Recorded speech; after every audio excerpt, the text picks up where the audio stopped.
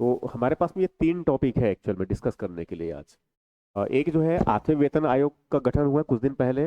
वित्त मंत्रालय जो है उसने अधिसूचना जारी कर दिया है अ, वेतन आयोग के गठन का। तो उसको समझेंगे और उसकी जो भारत की अर्थव्यवस्था में क्या प्रभाव आने वाला है उनको भी समझेंगे, और साथ में यहाँ लोगों के जीवन में क्या प्रभाव डाल सकता है उसको भी समझेंगे।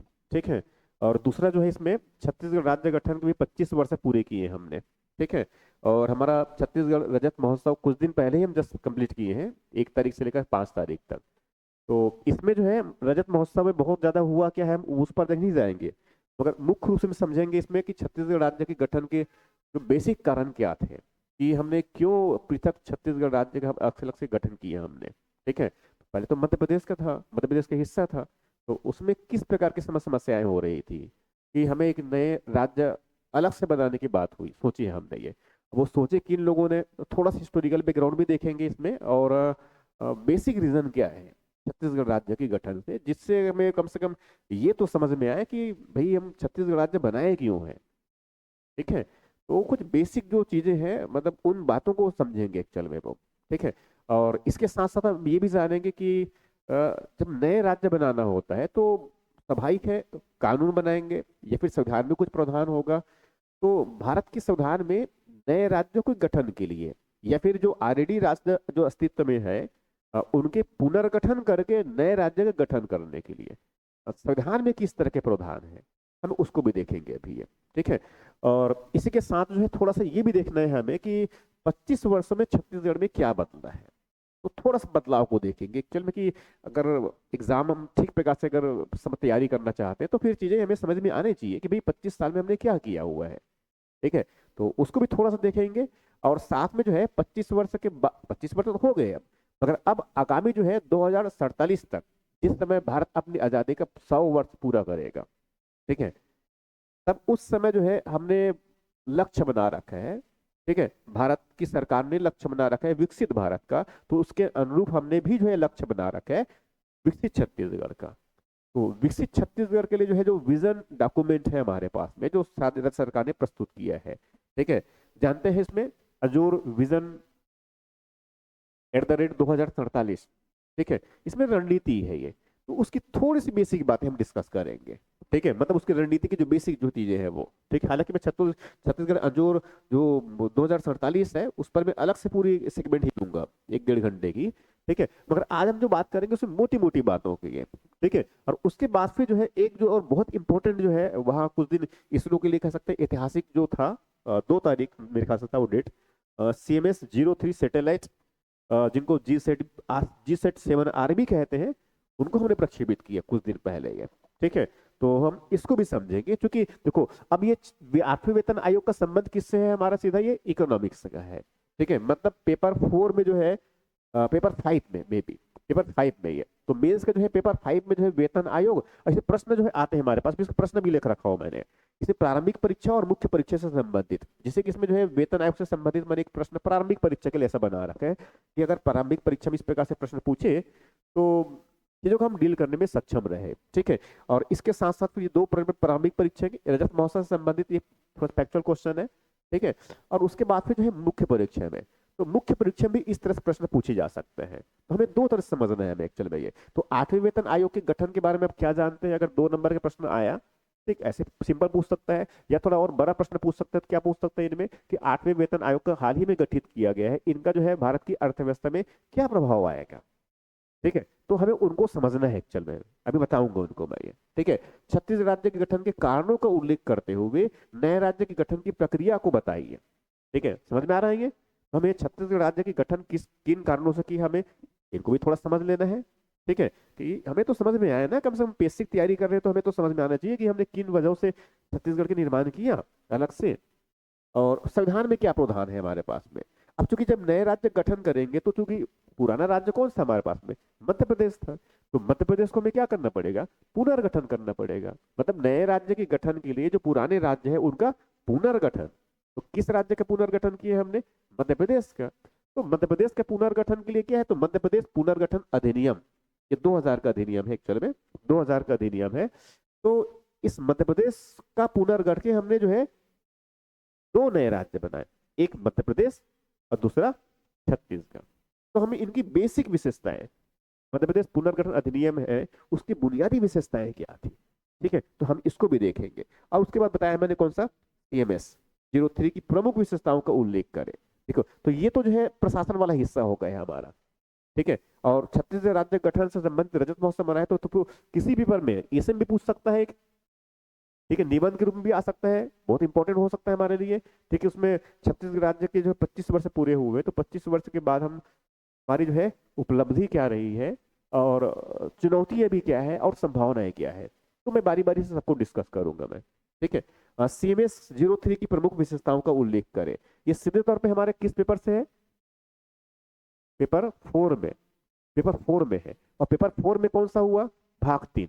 तो भाग 3 में क्या है, अप्लाइड साइंस है ना, और उसी में क्या है, एक साइंस और टेक्नोलॉजी है, एक हिस्सा उसके अंतर्गत ये, तो उसके अंतर्गत प्रश्न ऐसे पूछे जा सकते हैं, ठीक है, इस तरह से। तो मैं थोड़ा समझना है एक्चुअल में वो, ठीक है। तो सबसे पहले जो है मैं इसमें किसकी बात कर रहा हूं मैं, वेतन आयोग की बात कर रहा हूं मैं, ठीक है। तो वेतन आयोग की इनका सीधा संबंध किससे है, हमारी अर्थव्यवस्था से है, ठीक है। वेतन आयोग, देखो ये केंद्रीय वेतन आयोग की बात कर रहा हूं मैं। तो केंद्रीय वेतन आयोग का मतलब ये हुआ, अभी सुर्खियों में इस वजह से रहा एक्चुअल में कि केंद्रीय मंत्रिमंडल ने 28 अक्टूबर, कुछ दिन पहले जो है, जो प्रधानमंत्री की अध्यक्षता में बैठक हुआ केंद्रीय मंत्रिमंडल का, और उसमें जो 8वें वेतन आयोग के गठन की मंजूरी दिया गया। और उसके अनुरूप आगे फिर जो है वित्त मंत्रालय के द्वारा 8वें वेतन आयोग के गठन की उसने नोटिफिकेशन, अधिसूचना जारी कर दिया, ठीक है। ये जो 18 वेतन आयोग है, इसमें थोड़ा बेसिक बता देता हूँ पहले मैं। जो वेतन आयोग है एक्चुअल में क्या है, एक अस्थायी निकाय है, मतलब एक प्रकार से क्या है, ये कोई स्थायी आयोग है ऐसा नहीं है, ये एक अस्थायी आयोग है, ठीक है।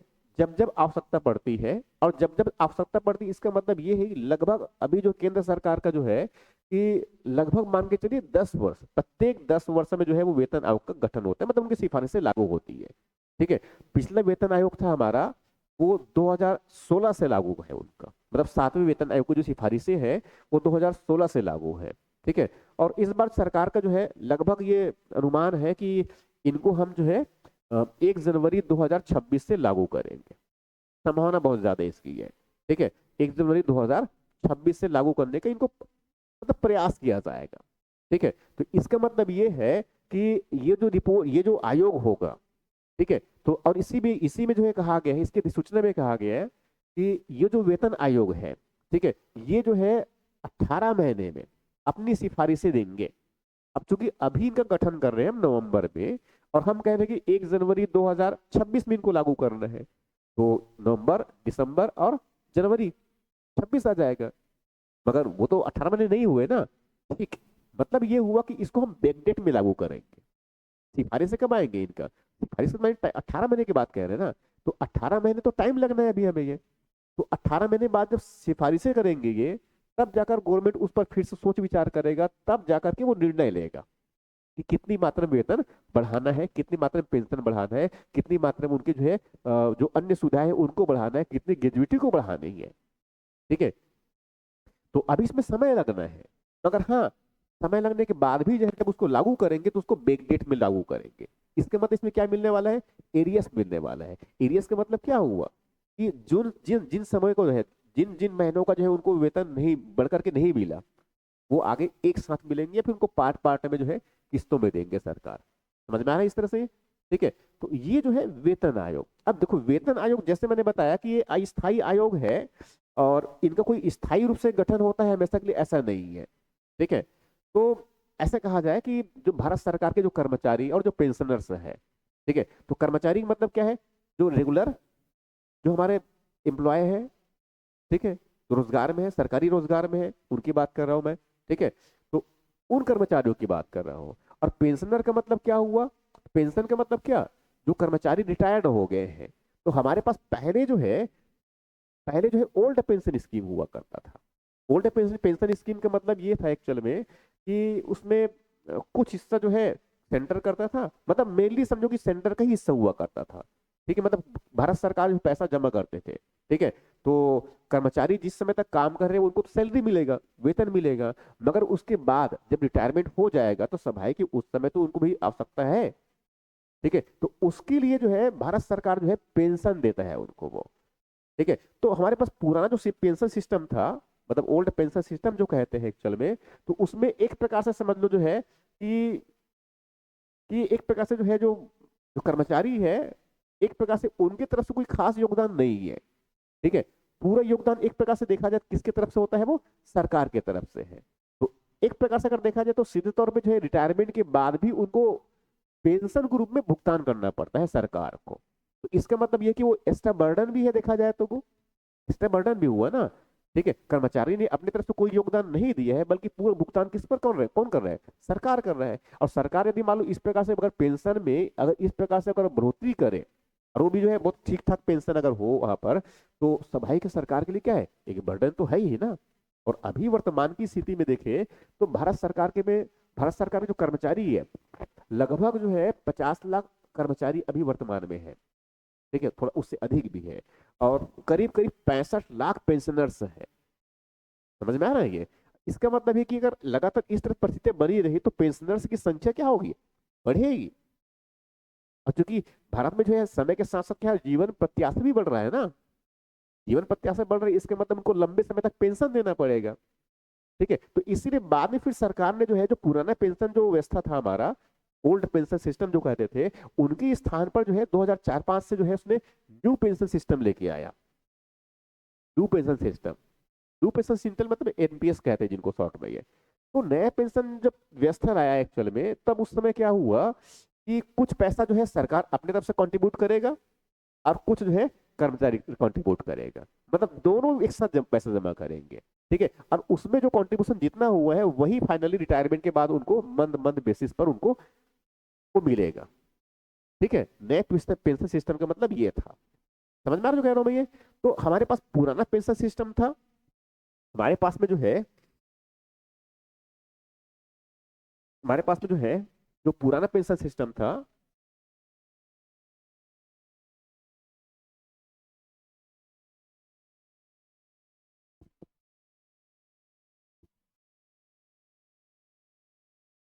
ठीक है, तो इसमें जो है हमारे पास में ना ओल्ड पेंशन स्कीम कह सकते हैं,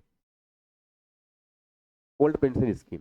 तो ये जो पेंशन स्कीम था, एक प्रकार से इसमें जो है पैसा कौन जमा कर रहा है, मुख्य रूप से सरकार ही जमा कर रहा है। तो पूरी बर्डन किस पर लेने वाले, किस पर पड़ने वाले हैं, सरकार पर। और सरकार का अगर मान लो जो है इस प्रकार से पेंशन या फिर वेतन में अगर मान लो उनका जो है अगर बर्डन बढ़ता है, जिम्मेदारी अगर बढ़ती है, तो सीधे तौर पे एक एक प्रकार से क्या है, ये जो वेतन और भत्ते और ये जो पेंशन वजन देते हैं, ये कोई पूंजीगत खर्च नहीं है। ये कैसा खर्चा है, राजस्व खर्चा है। इससे कोई पूंजी का निर्माण हो रहा है ऐसा बिल्कुल नहीं है। इसका मतलब ये राजस्व खर्चा है, इससे किसी प्रकार से निर्माण नहीं होनी है। तो सरकार पर सीधे तौर पे क्या है, दबाव बढ़ता है। और राजस्व खर्च अगर हमारा बढ़ा, तो स्वाभाविक रूप से क्या होगा, राजस्व घाटा होगा। और राजस्व घाटा अगर हुआ, तो स्वाभाविक रूप से हमें क्या है, राजकोषीय घाटा भी होने वाला है। तो इसका एक प्रकार से कह सकते हैं कि सरकार पर राजकोषीय प्रभाव उनका बहुत अच्छा खासा पड़ता है। ठीक है, और इसीलिए सरकार जो है जो पुराने सिस्टम थे, ओल्ड पेंशन स्कीम, इनकी स्थान पर जो है उन्होंने आगे 4-5 से जो है न्यू पेंशन सिस्टम, एनपीएस जिनको कहते हैं, ये लेके आया। तो एनपीएस में एक्चुअल में जो है दोनों तरफ से, मतलब कुछ कंट्रीब्यूशन कौन करेगा, कर्मचारी करेंगे, और कुछ कंट्रीब्यूशन जो है सरकार की तरफ से। ठीक है, तो फाइनली जो है एनपीएस में जो है उनको एनपीएस सिस्टम हमारे पास 2004-05 से जो है फिर समझो कि अभी 2025 तक लागू रहा। ठीक है, मगर अब सरकार जो है नया थोड़ा और सिस्टम लेके आए हैं। ठीक है, क्योंकि पिछले समय में काफी जो है काफी सारी उसमें बहुत सारी बातें आई है नीचे, और काफी विरोध भी किया गया और मांग किया गया कि जो ओल्ड पेंशन स्कीम है उसी को लागू किया जाए। ठीक है, फिर सरकार जो इसमें सुधार किया थोड़ा सा, और सरकार जो एक नया जो है तरीका लाया, जिनको नाम दिया गया यूनिफाइड पेंशन स्कीम, यूपीएस। अभी जो हमारे पास में क्या है, यूपीएस सिस्टम, ये जो है जो केंद्रीय कर्मचारी है उनको ऑप्शन दिया है कि या तो एनपीएस में भी रह सकते हैं वो अपनी इच्छा के ऊपर में, और नहीं तो फिर वह यूपीएस की तरफ भी जा सकते हैं। यूपीएस का मतलब क्या है, यूनिफाइड पेंशन स्कीम है बेसिकली ये। ठीक है, तो इनमें जो है कुछ बेसिक जो है उसमें एक प्रकार से कह सकते गारंटी दिया गया है। अब जैसे एनपीएस था एक्चुअल में, तो ये एक्चुअल में क्या है, एनपीएस एक प्रकार से मार्केट बेस्ड हो गया था। मार्केट बेस्ड का मतलब ये है कि इसमें जो फंड, क्योंकि मार्केट बेस्ड है, क्योंकि इसमें एनपीएस से जो है जो फंड जमा हो रहा है, ठीक है, एनपीएस में क्योंकि दोनों के पैसा है ना, सरकार के भी और साथ में क्या है, कर्मचारियों के, तो सभाई को फंड को तो कोई मैनेज करने के लिए है ना एजेंसी, तो मैनेज करने के लिए एजेंसी के फाइनली जो है पैसा तो उसी को देना है। ठीक है, तो वो एक्चुअल में जो है उस पैसे को जो है एनपीएस के थ्रू जो है, एनपीएस में पैसा है, उनको फिर स्वाभाविक कहीं ना कहीं पैसा वहां लगाएगा ना, तभी तो उनको पैसा मिलेगा। ठीक है, तो तभी तो मुनाफा कमाएगा, तभी तो उनको जो है पैसा व्यवस्था करेगा देने के लिए, क्योंकि आगे समय के साथ तो उनको ब्याज व्याज सब कुछ देना है ना। तो उस पैसे को जो है अगर मान लो उसने बाजार में लगा दिया, मतलब स्टॉक मार्केट में शेयर में लगा दिया, और मान लो उनको घाटा हो गया उसके, तो स्वाभाविक उस समय एनपीएस में जो पेंशन मिलेगा वो तो कम हो जाएगा उनका। ऐसे कई ऐसे हुए, और उसकी वजह से काफी लोगों ने उनका विरोध किया, और तब जाकर के सरकार ने अभी जो लेके आए हैं वो क्या है, UPS system, unified pension scheme है ये। यूनिफाइड पेंशन स्कीम का मतलब कम से कम जो है एक बेसिक पेंशन मिलेगा उनको, इस बात की गारंटी रहेगा। ठीक है, क्योंकि इसके पहले एनपीएस में उस बात की कोई गारंटी नहीं कि कितना उनसे पेंशन मिलने वाला था। समझ में आया? तो ये तो जो है पेंशनर्स की बात किया मैंने, मगर वैसी साथ में क्या है, जो सैलरीज होती है उनकी है, और सैलरी का मतलब एक प्रकार से क्या है, जो कोई परिश्रमिक करता है, जो सरकारी जो कर्मचारी है वो जो परिश्रम कर रहा है उसके बदले एक प्रकार से क्या है उनको मेहताना है ये। ठीक है, इस तरह से। तो अभी जो है जो 8वें वेतन आयोग का हमने गठन किया, मगर एक्चुअल में जो है इसके पहले भी जो है, इसके पहले भी जो है 7 वेतन आयोग का गठन कर चुके हैं ऑलरेडी। भारत सरकार जो है पिछले पहले से 7 वेतन आयोग का ऑलरेडी गठन किया हुआ है, उनकी रिपोर्ट ऑलरेडी इंप्लीमेंटेड है। ठीक है, अब जो है ये जो वेतन आयोग होता है, ठीक है, अब इसका वेतन आयोग का जैसे कि अभी 8वें वेतन आयोग का गठन किया गया। ठीक है, तो 8वें वेतन आयोग का गठन जब किया गया तो इसके जो है बेसिक, इनको जो है कुछ कुछ बातों पर सलाह देनी है। ठीक है, क्या सलाह देनी है, जैसे कि इनको जो है जो जो केंद्रीय कर्मचारी है उनके जो पारिश्रमिक ढांचा, मतलब उनको जो केंद्र सरकार जो कर्मचारी है, ठीक है, उनके जो पारिश्रमिक मतलब उनको क्या है, उनके परिश्रम जो कर रहा है उसके बदले उनको कितना दिया जाए। ठीक है, साथ में जो है सेवानिवृत्त होंगे, मतलब जब वो रिटायर्ड हो जाएंगे, ठीक है, तो रिटायरमेंट के समय उनको ग्रेजुएटी मिलती है, एक मुफ्त एक प्रकार से बड़ी राशि मिलती है ग्रेजुएटी, ग्रेजुएटी के रूप में। ठीक है, तो वो कितनी मात्रा में हो। ठीक है, और इसके साथ साथ जो कुछ अन्य और सुविधाएं जो मिलती है वो किस किस प्रकार से दिया जाए, उनको कौन कौन सी सुविधाएं उसमें और क्या बढ़ोतरी किया जाए, या उनको क्या और किसी प्रकार से और संशोधित करने की आवश्यकता है। ठीक है, तो ये सब उनको सलाह देना है, वेतन आयोग को सलाह देना है। ठीक है, मगर सलाह देंगे तो स्वाभाविक है वो सलाह देते समय कुछ बातों ध्यान रखेंगे, सलाह देते समय कुछ बेसिक बातों को तो ध्यान में रखेंगे ना। अब कौन सी बेसिक बातों को ध्यान में रखे, क्योंकि अगर मान लो जो है वेतन आयोग ने सलाह दे दिया कि हाँ इतनी इतनी मात्रा में इनकी सैलरी बढ़ोतरी करना है, इस बेसिस पर बढ़ोतरी करना है ये। ठीक है, उसमें फिटमेंट फैक्टर होता है, उस पर हमें नहीं टेक्निकली नहीं जाना है एक्चुअल में, मगर उसने अगर मान लो ज्यादा जो है वेतन को बढ़ाने की सलाह दे दिया, ठीक है, और ऐसा जो है, हालांकि ये ऐसा नहीं होता कि सलाह सरकार के लिए बाध्यकारी हो, ऐसा बिल्कुल भी नहीं है। ठीक है, बाध्यकारी नहीं है एक्चुअल में ये। तो सबसे इंपॉर्टेंट ये कुछ कुछ चीजों को ध्यान में रखना पड़ता है कि अगर मान लो जो है जब ये वेतन की रिकमेंड करेगा, वेतन के लिए जब रिकमेंड करेगा तो कुछ बातों को ध्यान में रखकर करेगा। जैसे पहले तो ये कि भी देश की जो आर्थिक स्थिति है और जो सरकार का जो है जो राजकोषीय जो स्थिति है उनको ध्यान में रख करके अपनी सिफारिशें करेंगे। समझ में आ रहा है? ये आर्थिक स्थिति मतलब क्या है कि हमारी जो अर्थव्यवस्था का विकास के स्तर क्या है अभी, ये साथ में जो महंगाई का जो स्तर है वो क्या है, इन्फ्लेशन हमारा, क्योंकि उसके बेसिस पर ही तो हम बढ़ोतरी करेंगे ना। ठीक है, तो इस कमीशन को दो चीजों को पर ध्यान रखना है। एक तो क्या ध्यान रखना है, देश की हमारी अर्थव्यवस्था है उनकी क्या स्थिति है, और साथ में जो है सरकार के जो है जो राजकोषीय जो स्थिति है वो कैसी है अभी। ठीक है, अब देखो अर्थव्यवस्था का मालूम मजबूत है हमारा, अर्थव्यवस्था हम जैसे अभी की स्थिति में समझ लो कि हमारे पास जैसे कि पिछला जो हमारा जो है तिमाही था वो 7.8% की ग्रोथ रेट है, और अभी भी लगभग अनुमान है हमारा कि लगभग वो 6.8% के आसपास हमारा ग्रोथ होना ही है, मतलब लगभग 7% के आसपास ग्रोथ होना ही है। ठीक है, मतलब हमारी जीडीपी ग्रोथ लगभग इतनी होनी है। तो स्वाभाविक है अगर जीडीपी में अगर विस्तार हो रहा है, उनका विकास दर बढ़ रहा है, तो इसका लाभ तो मिलना चाहिए ना। और साथ में महंगाई हमारा क्या है अभी 0 दशमलव लगभग 1% से नीचे चल रहा है हमारा महंगाई का दर अभी की स्थिति में, मतलब पिछले कुछ समय से जो है महंगाई थोड़ा हमारा लगातार कम बना हुआ है, तो ये तो ठीक है। ठीक है, तो अर्थव्यवस्था का विस्तार भी हो रहा है हमारा, जीडीपी ग्रोथ रेट भी अच्छी खासी है, मगर हाँ थोड़ा सा राजकोषीय स्थिति सरकार की उतनी अच्छी नहीं कह सकते। ठीक है मजबूत है हमारा, मतलब जो राजस्व घाटा है वो भी कोई विशेष बढ़ गया ऐसा नहीं है, राजकोषीय घाटा बहुत विशेष बढ़ गया ऐसा नहीं है, मगर हाँ उसमें थोड़ी बहुत अगर मान लो वृद्धि होती तो हमें पर राजकोषीय जो स्थिति है उस पर दबाव बढ़ सकता है। ठीक है, क्योंकि हम जब राजकोषीय घाटा का मतलब एक प्रकार से क्या है, उस सरकार का कर्ज होता है। राजकोषीय घाटा का मतलब क्या है, एक प्रकार से सरकार का कर्ज है। ठीक है, और राजकोषीय घाटा अगर मालूम बढ़ता है तो स्वाभाविक है भारत की जो अर्थव्यवस्था के लिए जो है सांकेतिक रूप से जो है उनको अच्छा नहीं माना जाएगा।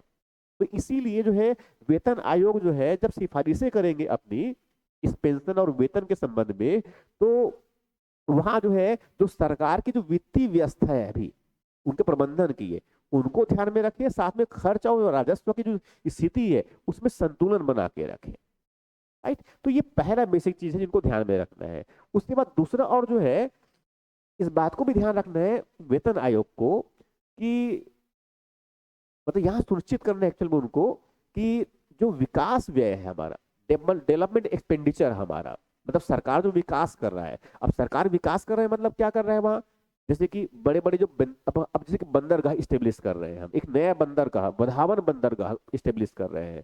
ठीक है, कई हम जो है मेजर नेशनल नेशनल हाईवे बनाए हैं हमने बड़ी मात्रा में।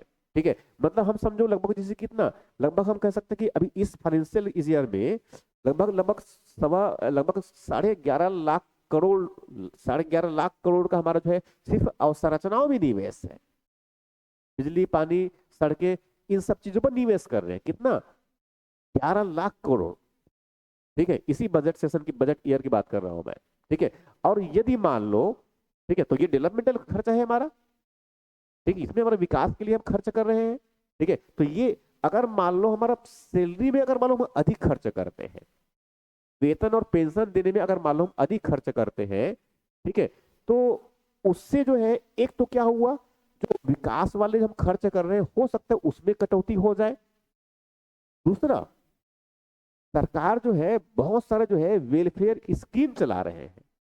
ठीक है, जो कल्याणकारी उपाय कर सकते हैं, जैसे कि आदिवासियों के विकास के लिए, ठीक है, किसानों के विकास के लिए, उनकी आय बढ़ाने के लिए, महिलाओं के विकास के लिए, उनको सशक्तिकरण के लिए, ठीक है, आदिवासियों के विकास के लिए, ठीक है, और जो समाज के जो कमजोर वर्ग है मतलब गरीब वर्ग है, जो है भैया। ठीक है, और यदि मान लो जो है अगर हमने विकास के लिए खर्च बढ़ाए, ठीक है, फायदा उनकी मिला कि मेरा विकास होगा वो, अगर जो है वेतन में अधिक हम खर्च कर दिए, तो वेतन में जो खर्च कर रहे हैं अगर बढ़ता है तो स्वाभाविक है हमारा जो विकास में जो खर्च है उस पर भी प्रभाव आने वाला है, और जो कल्याणकारी जो योजनाओं में जो पैसा खर्च कर रहे हैं सरकार के द्वारा लोक कल्याण के लिए, हो सकता है उस पर भी जो है उतना मात्रा में संसाधन उनके लिए उपलब्ध ना हो। तो सिफारिशों के साथ में हमें किन बातों को ध्यान में रखना है कि हमारा जो विकास का जो स्तर है, विकास के लिए जो हम खर्च है, और जो कल्याणकारी जो राज्य कल्याणकारी जो है जो खर्च हम कर रहे हैं वेलफेयर के लिए, हमें उसमें कमी ना हो, हमें इस बात का भी ध्यान में रखना है। समझ में आ रहा है, तो इस बात को सिफारिश करने में इस बात को ध्यान में रखेंगे। ठीक है, तो इस तरह से, मगर इसके साथ एक तीसरी बात है और सिफारिश करते समय इस बात को भी ध्यान रखें। देखो अक्सर क्या होता है, जैसे केंद्र सरकार ने जैसे कि अपना वेतन आयोग लागू कर दिया, 8वें वेतन आयोग सिफारिश लागू किया, तो बहुत सारे राज्य सरकार ऐसे होते हैं कि जैसा केंद्र सरकार लागू किए हैं कुछ संशोधन के साथ में उनको अपने राज्य में लागू कर देते हैं। तो एक्चुअल में क्या हुआ, भले ही जो है ये वेतन आयोग, केंद्रीय वेतन आयोग सिफारिश किसके लिए दिया है, केंद्रीय स्तर में कर्मचारी है उनकी सिफारिश दी है, उनके पेंशनर की सिफारिश दी है, तो अगर कई राज्य उनके पीछे पीछे क्या है उसी सिफारिशों को जो है कुछ संशोधन के साथ में जो है अपने राज्य में लागू कर दिए। राइट, अब अपने राज्य में लागू कर दिया, और यदि मान लो केंद्र ने अगर मान लो ठीक है चलो थोड़ा सा बढ़ा हुआ वेतन उसने दिया, बड़ी सिफारिशों अच्छी सिफारिश को उसने वेतन बढ़ा दिया, पेंशन बढ़ा दिया, अब राज्य केंद्र की अगर मान लो उनकी वित्तीय स्थिति है मजबूत है तब उसने चलो कर दिया ऐसा। ठीक है, मगर यदि जो है राज्यों ने भी अगर वैसा कर दिया, वेतन पेंशनर उनके वेतन बढ़ा दिए, पेंशन बढ़ा दिए, ठीक है, और मान लो उनकी राजकोषीय स्थिति मजबूत नहीं है, तब क्या होगा, उस राज्य की राजकोषीय घाटा क्या होगा, बढ़ेगा। और राजकोषीय घाटा एक प्रकार से क्या होता है, वो कर्ज होता है। राइट, तो इस बात को भी ध्यान में रखना है कि सिफारिशें करते समय जो है, जो जो राज्यों की जो है, राज्यों की सरकार पर जो वित्तीय दायित्व जो है, उनका जो वित्तीय स्थिति है, उस पर क्या संभावित प्रभाव आ सकता है, कि उनको भी ध्यान में रखते हैं। इस तरह से ऐसे और बहुत सारी चीजें हैं। तो ये एक्चुअल में क्या है कि ये जो इन सब बातों को ध्यान में रखते हैं, और इन सब बातों को ऐसे ही ध्यान में रख करके जो है, बहुत पहले मतलब ये कि सबसे पहले वेतन आयोग हमने गठित किया था 1946 में।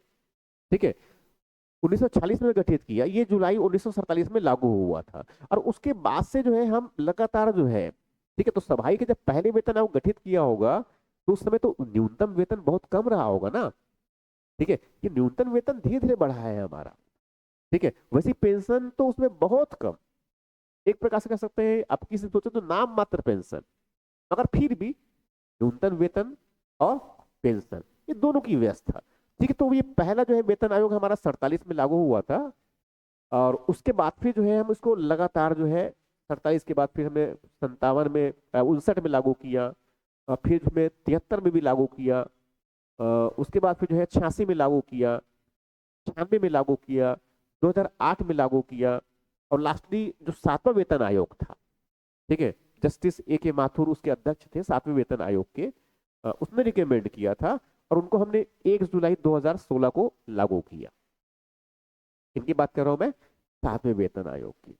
ठीक है, तो इससे प्रश्न पूछे भी है एक्चुअल में, पहले प्रश्न पूछे हुए एक्चुअल में वो। और अभी जो वेतन आयोग का जो गठन किया गया है 8वें नंबर का, ठीक है, इसकी संरचना में जो है एक तो अध्यक्ष है इसमें। ठीक है, और अध्यक्ष जो है अभी जस्टिस रंजना प्रकाश देसाई। ठीक है, ये उनके अध्यक्ष है। इसके अलावा जो है एक अंशकालिक जो है एक सदस्य है, और एक सदस्य सचिव है। ठीक है, इनकी संरचना में इस प्रकार की है। तो अब ये वेतन आयोग जो है 18 महीने में अपनी सिफारिशें देंगे। ठीक है, और उनको फिर बैकडेट में लागू किया जाएगा, एक प्रकार से अगर कहा जाए तो कब से, 1 जनवरी 2026 से। ठीक है, अब सबसे इंपॉर्टेंट इसको जो सिफारिशें करनी है, एक तो न्यूनतम वेतन कितना हो। देखो, अभी जो है, जो सातवें वेतन आयोग के अंतर्गत जो सिफारिशें की है, उसमें न्यूनतम वेतन जो पहले 7,000 हुआ करता था 2016 से पहले, अ, उसमें जो है उनको 2000 अभी 16 में सातवें वेतन आयोग के अंतर्गत उनको 18,000 कर दिया गया। मतलब न्यूनतम वेतन जो 7,000 था वो कितना बढ़ गया, 18,000 हो गया। तो 7 दूनी 14, मतलब दो दोनों तो नहीं, मगर हाँ उससे थोड़ा कम, इतना बढ़ा। मतलब 7,000 वेतन बढ़कर न्यूनतम वेतन कितना हो गया, 18,000 किया सरकार ने। तो अगर मान लो ऐसे उसको अगर ध्यान में रखे, तो अगर उस तरह से अगर बढ़ोतरी होती है, तो अभी हमारा न्यूनतम वेतन कितना है, 18,000 है। तो 18,000 अगर न्यूनतम वेतन है, तो इसका मतलब ये कि 7 दूनी जैसे 14 बताया, तो 14 से 18 की है ना। तो वैसे अगर 18 दूनी 36, तो कम से कम 40-42 हजार न्यूनतम सैलरी होता है। न्यूनतम की बात कर रहा हूँ। इसके अलावा इसमें डीए, टीए, बाकी जो और अलाउंसेस होते हैं, तो ऐसा करके समझ लो जो है लगभग ये ठीक ठाक मात्रा में वेतन जाने वाला है। अगर पिछली जो इसने रिकमेंड किया था उसी तरीके से रिकमेंड कर दे, तब हो सकता है कि सैलरी जो है 18, जो हमारा न्यूनतम वेतन की जो न्यूनतम वेतन जो 18,000 की बात कर रहा हूं मैं, तो 18,000 जो है हो सकता है कि 32 से 34 हजार तक पहुंच जाए। मतलब अगर उतना ना करे तो भी, ठीक है, कम से कम इतना संभावना है। इसका मतलब वेतन में ठीक ठाक बढ़ोतरी होने वाला है। तो स्वाभाविक कि वेतन के साथ साथ सेम स्थिति क्या होती है, पेंशनल की भी होती है। ठीक है, तो एक प्रकार से वेतन भी वेतन भी बढ़ोतरी होने वाला है, प्लस पेंशन भी बढ़ोतरी होने वाला है।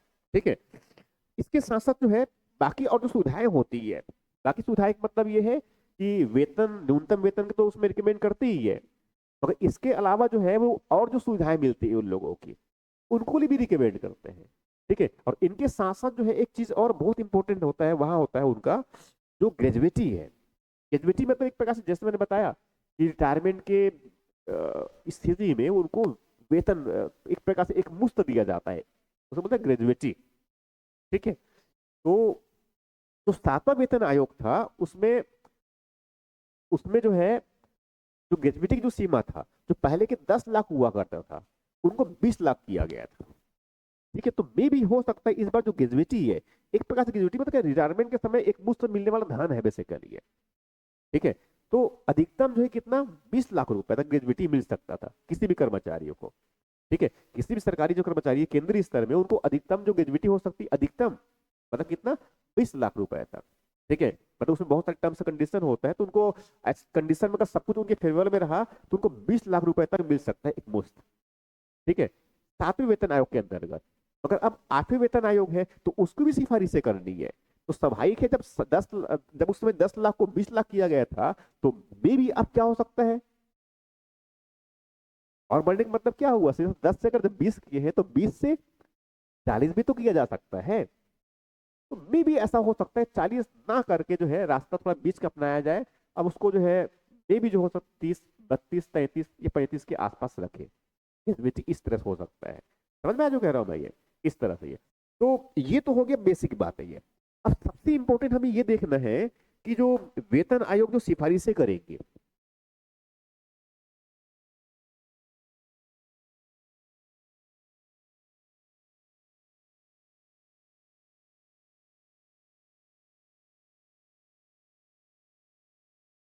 इनका प्रभाव, 8वें वेतन आयोग के सिफारिशों का प्रभाव। ठीक है, मतलब सिफारिश का मतलब प्रभाव स्वाभाविक से बढ़ के आएगा। हम ये मान के चल रहे हैं कि वेतन बढ़ के आएगा, पेंशन ही बढ़ के आएगा। ठीक है, तो हम उसके प्रभाव की बात कर रहे हैं। ठीक है, तो प्रभाव जो है किन किन चीजों पर आ सकता है। ठीक है, तो एक तो सबसे पहली बात क्या है इसमें, सबसे पहली बात क्या है इसमें, वेतन और पेंशन में बढ़ोतरी होने की संभावना है।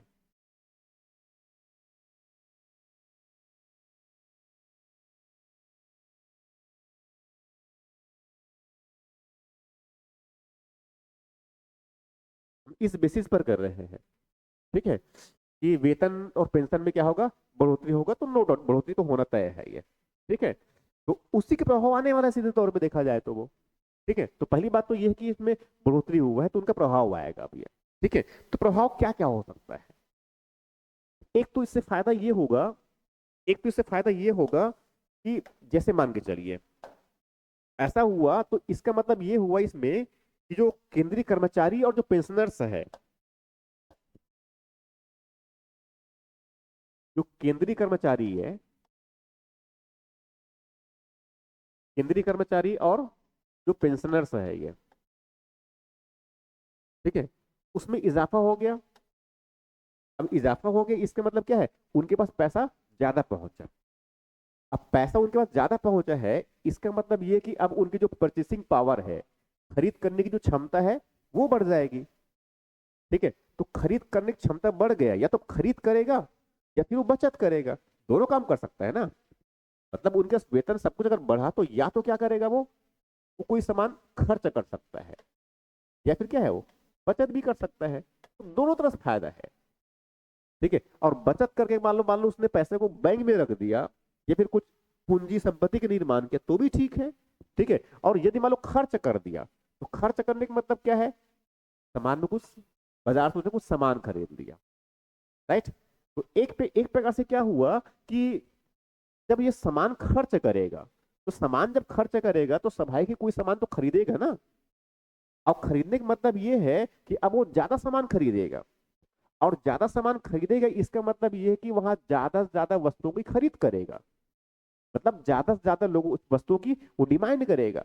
मतलब बाजार में एक प्रकार से इससे क्या आने वाली है, इससे अर्थव्यवस्था में क्या उत्पन्न होने वाली है, अर्थव्यवस्था में क्या है, इससे मांग में जो है बढ़ोतरी होगा।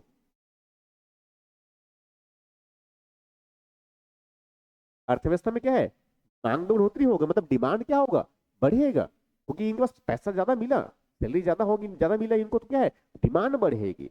और डिमांड बढ़ेगी इसका मतलब ये है कि अगर मान लो सप्लाई उस वस्तु को नहीं हुआ, उस समय यदि सप्लाई नहीं हुआ, तब क्या होगा, वस्तु जो है महंगा हो जाएगा। इसका मतलब ये है कि इससे संभावना यही बनती है कि इसमें अगर मान लो सप्लाई, अगर पर्याप्त अगर आपूर्ति नहीं हुआ, अगर आपूर्ति में अगर मान लो किसी प्रकार से गड़बड़ी हो गया, ठीक है, तब उस समय क्या हो सकती है कि महंगाई में बढ़ोतरी हो सकती है हमारी।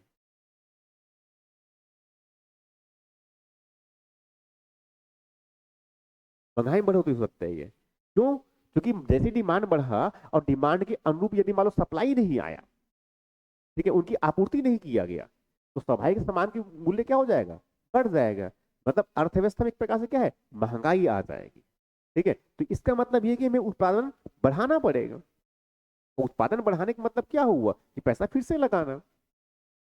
राइट, इस तरह से मतलब ओवरऑल में जो है जब डिमांड बढ़ा तो उससे क्या है, उत्पादन भी क्या है, बढ़ाना पड़ेगा। ठीक है, उत्पादन बढ़ाने के लिए फिर पैसा निवेश करना पड़ेगा। राइट, तो एक प्रकार से जो है इससे महंगाई बढ़ भी सकती है, मगर हाँ इसके साथ साथ जो है हमें अर्थव्यवस्था मांग बढ़ा तो क्या है, अर्थव्यवस्था में आर्थिक जो गतिविधियां हैं, इकोनॉमिक एक्टिविटी हमारी क्या होगी, बढ़ेगी। ठीक है, इसका मतलब मुद्रास्फीति संभावना बन सकती है हमारे पास में, महंगाई बढ़ सकती है, मगर इनके साथ साथ जो है, इनके साथ साथ मांग भी बढ़ रहा है हमारा।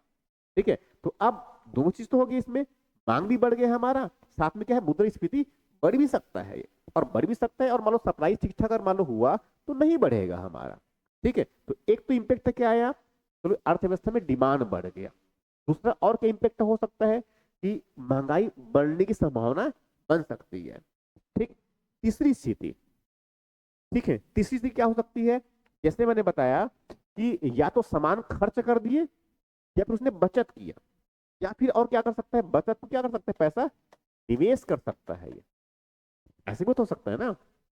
ठीक है, इसका मतलब लोगों के पास पैसा गया, उसने कुछ सामान को यहाँ कोई किसी प्रकार से खाने पीने का सामान ना खर्च करके उसने क्या किया, पैसे को निवेश कर दिया। ठीक है, तो एक प्रकार से क्या है, निवेश से क्या होगा, पूंजी निर्माण।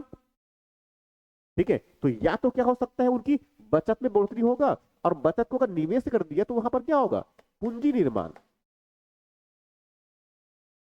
एक प्रकार से क्या हो गया, पूंजी निर्माण हुआ। मतलब ये है कि अर्थव्यवस्था में एक प्रकार से अगर देखा जाए तो जो पैसा मिला पेंशनर और जो कर्मचारी है उनको, तो उससे सीधे तौर पे अर्थव्यवस्था में डिमांड बढ़ गया।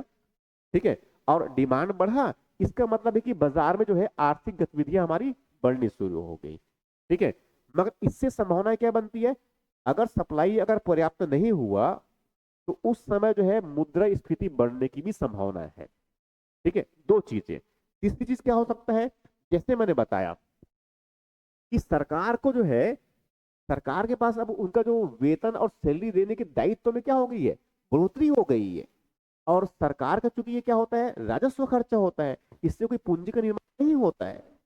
बहुत बड़ा हिस्सा बजट का जो है बहुत बड़ी मात्रा में किसमें खर्च करते हैं, सैलरी और पेंशन में करते हैं। और ये राजकोषी ये राजस्व खर्च है हमारा। ठीक है, इससे कोई पूंजी का निर्माण नहीं होता है। और यदि मान लो बढ़ोतरी हो रही, इसका मतलब कि सरकार पर जो है राजस्व बर्डन क्या है, बढ़ रहा है। और सरकार पर राजस्व बर्डन अगर बढ़ता है तो स्वाभाविक है कहीं ना कहीं से उनको तो खर्चे को पूरा करना ही पड़ेगा ना। अब इसका मतलब ये है कि सरकार पर यदि मान लो उनका राजस्व, उनका जो खर्च है, ठीक है, इससे जो है क्या है, सरकार पर राजकोषीय, सरकार पर जो राजकोषीय दबाव जो है,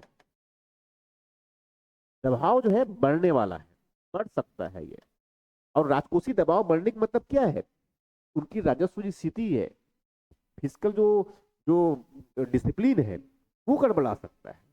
राजस्व घाटा बढ़ सकता है उनका, राजकोषीय घाटा बढ़ सकता है। ठीक है, तो इससे जो है ओवरऑल में जब वो उनका कर्ज अगर राजकोषीय घाटा बढ़ेगा तो उसको तो मैनेज करने का प्रयास करेगा ना। तो क्या करेगा, या तो जो विकास वाला जो वर्क जो खर्च कर रहा है, डेवलपमेंट में जो खर्च कर रहा है, सड़कें पुल इन सब बनाने, रेलवे बनाने में खर्च कर रहा है, हो सकता है उनके लिए पैसा कम कर दे। या फिर जो वेलफेयर स्कीम चला रहे हैं बहुत सारे, उनके लिए पैसा कम कर दे, ऐसा तो हो सकता है ना। इसका मतलब ये है कि इसका इम्पेक्ट ये भी हो सकता है कि जो विकास व्यय है हमारा, जो डेवलपमेंटल एक्सपेंडिचर है, और जो कल्याणकारी योजनाओं के लिए जो खर्च है, ठीक है, इसमें कमी आ सकता है। यहां भी संभावना हो सकता है। ठीक है, डेवलपमेंट जो एक्सपेंडिचर है हमारा वो क्या है, कम हो सकता है। जो सरकार जो है बहुत सारे जो पब्लिक वेलफेयर के लिए स्कीम चला रहे हैं, और उसमें कुछ कमी आ सकती है। ठीक है, तो ये उनके क्या है, सीधे तौर पे इम्पैक्ट डाल देगा अर्थव्यवस्था में क्या है। और यदि मान लो जो है हम सरकार का बर्डन कम हो, बर्डन का बढ़ता है तो सीधे तौर पे क्या होगा, उनका राजकोषीय घाटा बढ़ गया। ठीक है, तो सरकार हमेशा क्या रहेगा, दबाव में रहेगा। ठीक है, और जो हमारा जो अवसंरचना में जो इतनी बड़ी बात हम निवेश कर रहे हैं, तो निवेश नहीं करेंगे तो हमारा जो है जो लक्ष्य है विकसित भारत का, हम कैसे बनाएंगे। ठीक है, मगर हाँ इसके फायदा भी है। फायदा ये है कि अगर मान लो जो है सैलरी और पेंशनर्स की जो है पेंशन, जो पेंशनर्स की उनकी पेंशन में बढ़ोतरी होती है, तो उससे कम से कम जो है उतने परिवार का, अब 50 लाख कर्मचारी का मतलब है कि 50 लाख परिवार की बात कर रहा हूं मैं, तो स्वाभाविक उनके सामाजिक आर्थिक विकास का जो स्तर है, उनका जीवन स्तर में क्या होगा, सुधार आएगा। ठीक है, तो हमें उस नजरिए से भी देखना है ये, मतलब ये है कि वो अर्थव्यवस्था में एक प्रकार से हम ये सोचे कि अर्थव्यवस्था में क्या है, वो सकारात्मक प्रभाव लेके आएगा। जैसे अगर सैलरी बढ़ता है तो एक पास से खर्च बढ़ा, ठीक है, डिमांड क्रिएट किया बाजार में उसने, और डिमांड जब क्रिएट किया तो उसमें डिमांड के अनुसार उनको सप्लाई और बढ़ा करके, ठीक है, तो डिमांड के अनुसार क्या सप्लाई बढ़ेगा। तो इस प्रकार से क्या है, पूरी अर्थव्यवस्था में जो हमारा साइकिल है बहुत तेजी से बढ़नी शुरू हो जाएगी। मतलब भारत में जो एक प्रकार से अगर वेतन बढ़ता भी है कर्मचारियों के, तो वो हमारी अर्थव्यवस्था के लिए जो है सकारात्मक प्रभाव होगा, हम ये मान के चल रहे हैं। ठीक है, तो ये जो है हमारा जो है आठवें वेतन आयोग वाली बात है।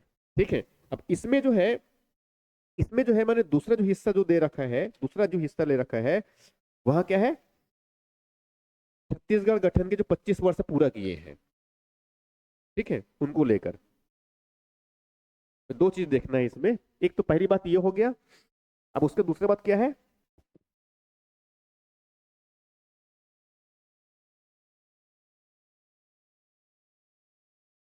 तो क्या है, छत्तीसगढ़ राज्य गठन के जो है पूर्व 25 वर्ष पूरा हुआ। ठीक है, तो क्या जानते हैं छत्तीसगढ़ के बारे में, गठन के बारे में क्या जानते हैं,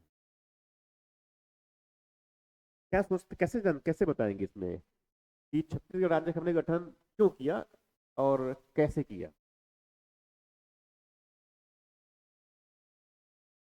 ठीक है, एक कारण ये भी हो गया, और हमें आदिवासियों का विकास भी करना था। ठीक है, और ऐसे बहुत सारे कारण हो सकते हैं इसको। ठीक है, तो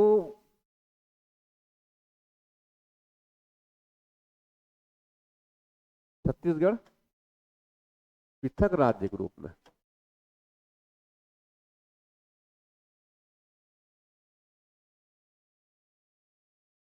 गठन के कारण,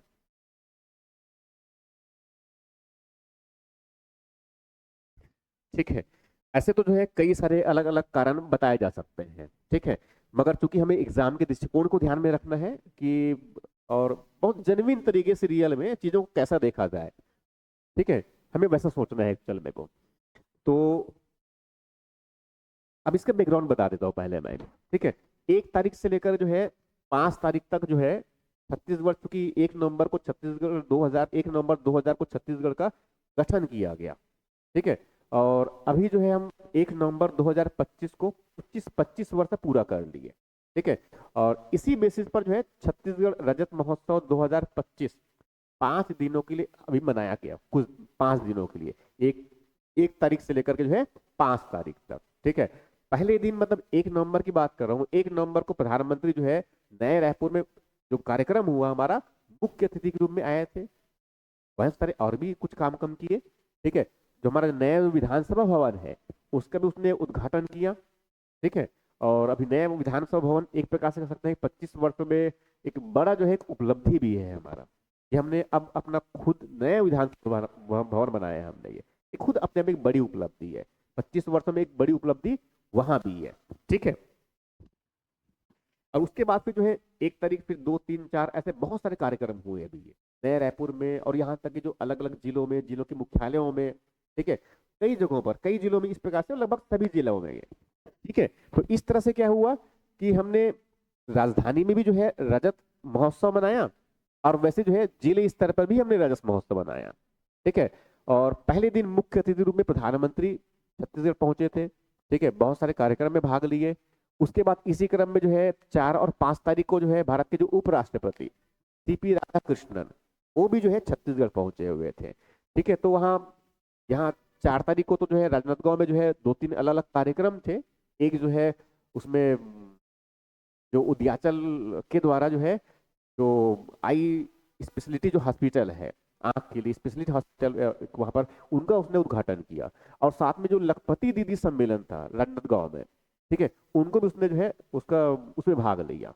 ठीक है, तो और उसमें रजत समारोह के समापन पर जो है मुख्य अतिथि के रूप में जो है फिर उपराष्ट्रपति राधाकृष्णन 5 तारीख को वो। ठीक है, तो एक प्रकार से क्या हुआ, ये बड़े महत्वपूर्ण रहे। ठीक है, और अभी जानते हैं कि भी भारत के राष्ट्रपति भी जो है छत्तीसगढ़ 18 20 तारीख को आने वाले हैं, 20 या 22 तारीख को आने वाले हैं, 18 या 20 तारीख को आने वाले हैं। ठीक है, तो इसको भी ध्यान में रखना है। तो उस परिप्रेक्ष्य में देखिए, अब देखो ये तो हो गया बहुत बेसिक बात है अभी ये। अब हमें जो थोड़ा सा देखना है इसमें कि छत्तीसगढ़ राज्य के गठन के क्या कारण थे। ठीक है, और गठन के लिए प्रक्रिया क्या है इनकी। जब नए राज्य कोई गठित करते हैं तो गठन के लिए प्रक्रिया क्या होती है। ठीक है, तो छत्तीसगढ़ राज्य के रूप में गठन के कारण की क्या है। देखो जैसे मैंने बताया कि इसमें कई कारण हो सकते हैं ना। अब कई कारण का मतलब क्या हुआ, जैसे कि एक बेसिक कारण ये, लंबे समय तक छत्तीसगढ़ जो है मतलब मध्यकाल में भी अगर देखे या उसके पहले भी अगर देखे, प्राचीन काल में भी देखे, तो प्राचीन में ठीक है यहाँ पर एक क्षेत्रीय राजवंश हुआ करता था हमारे पास में। ठीक है, पहले क्षेत्रीय राजवंश जैसे कहते हैं कि इसमें रजस्य तुल्य वंश हुआ करता था इस छत्तीसगढ़ क्षेत्र में ये। ठीक है, उसके बाद जो है बस्तर क्षेत्र में भी अपना वहां पर राजवंश नल वंश हुआ करता था प्राचीन काल में। ठीक है, और इस तरफ क्षेत्रीय राजवंश में उस क्षेत्रीय राजवंश में राजस्य तुल्य वंश है। उसके बाद फिर सिरपुर में पांडु वंश। ये क्षेत्रीय स्तर में रहे ये, मतलब इस पर्टिकुलर क्षेत्र की अपनी क्षेत्रीय पहचान रही है ऐतिहासिक रूप से। यहाँ तक फिर मध्यकाल में अगर देखें तो मध्यकाल में जो है कलचुरियों जो है लंबे समय तक यहाँ पर शासन किए, लगभग 1000 ईस्वी के आसपास से लेकर के कि लगभग 1741 तक फाइनली कहा जाए तो लगभग मध्य क्षेत्र में रायपुर और बिलासपुर दो उनके राजधानी थे एक्चुअल में। ठीक है, और उसमें शिवनाथ नदी के उत्तरी क्षेत्र में 18 गढ़ हुआ करता था। एक कह सकते हैं कि एक प्रशासनिक इकाई के रूप में गढ़। ठीक है, और वैसे शिवनाथ के दक्षिण की तरफ जो है 18 जो है प्रशासनिक इकाई के रूप में गढ़ हुआ करते थे। तो कुल मिलाकर कलचुरियों के अधीन देखा जाए तो 36 गढ़ हुआ करता था।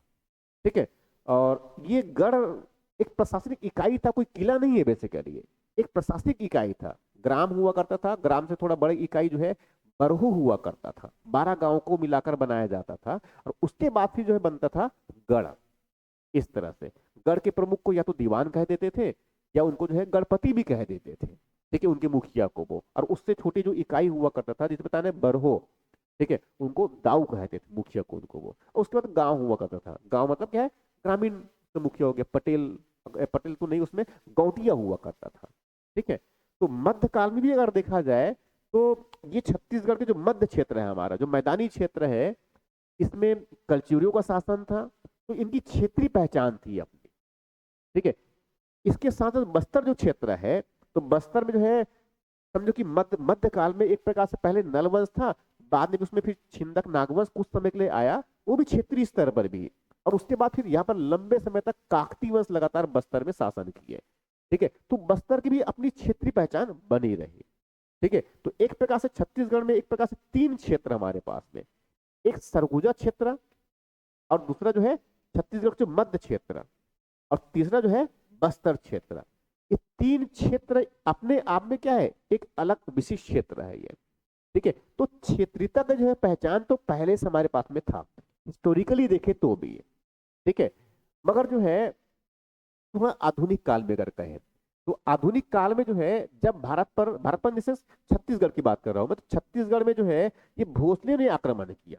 और भोसले मतलब एक प्रकार से कौन है, वो मराठा, जिनका मुख्य क्षेत्र जो है नागपुर वाला क्षेत्र हुआ करता था। और नागपुर और बहुत बड़े क्षेत्र में उसने अधिकार कर रखा था भोसलों ने। ठीक है, रघु जी उस समय एक बड़े शासक हुआ करते थे, भोसले प्रमुख हुआ करता था। ठीक है, रघु जी, फिर रघु पहला दूसरा तीसरा करके ऐसे बहुत सारे शासक, उस पर हम नहीं जा रहे हैं एक्चुअल में। तो एक प्रकार से कह सकते हैं कि छत्तीसगढ़ जो है, छत्तीसगढ़ पर पहले जहां पर कलचुरी शासन करते थे, अब उस पूरे क्षेत्र पर कलचुरी जिन क्षेत्र पर शासन करते थे उस पूरे क्षेत्र पर भोसलों ने अधिकार कर लिया 1741 के आसपास से। और 1741 से जो है फिर आगे चल करके जो है लगभग 1854 तक, 1741 से लेकर 1854 तक जो है भोसलों ने शासन किया। ठीक है, तो भाई उससे प्रशासनिक संरचना में बड़ी मात्रा में बदलाव आ गया।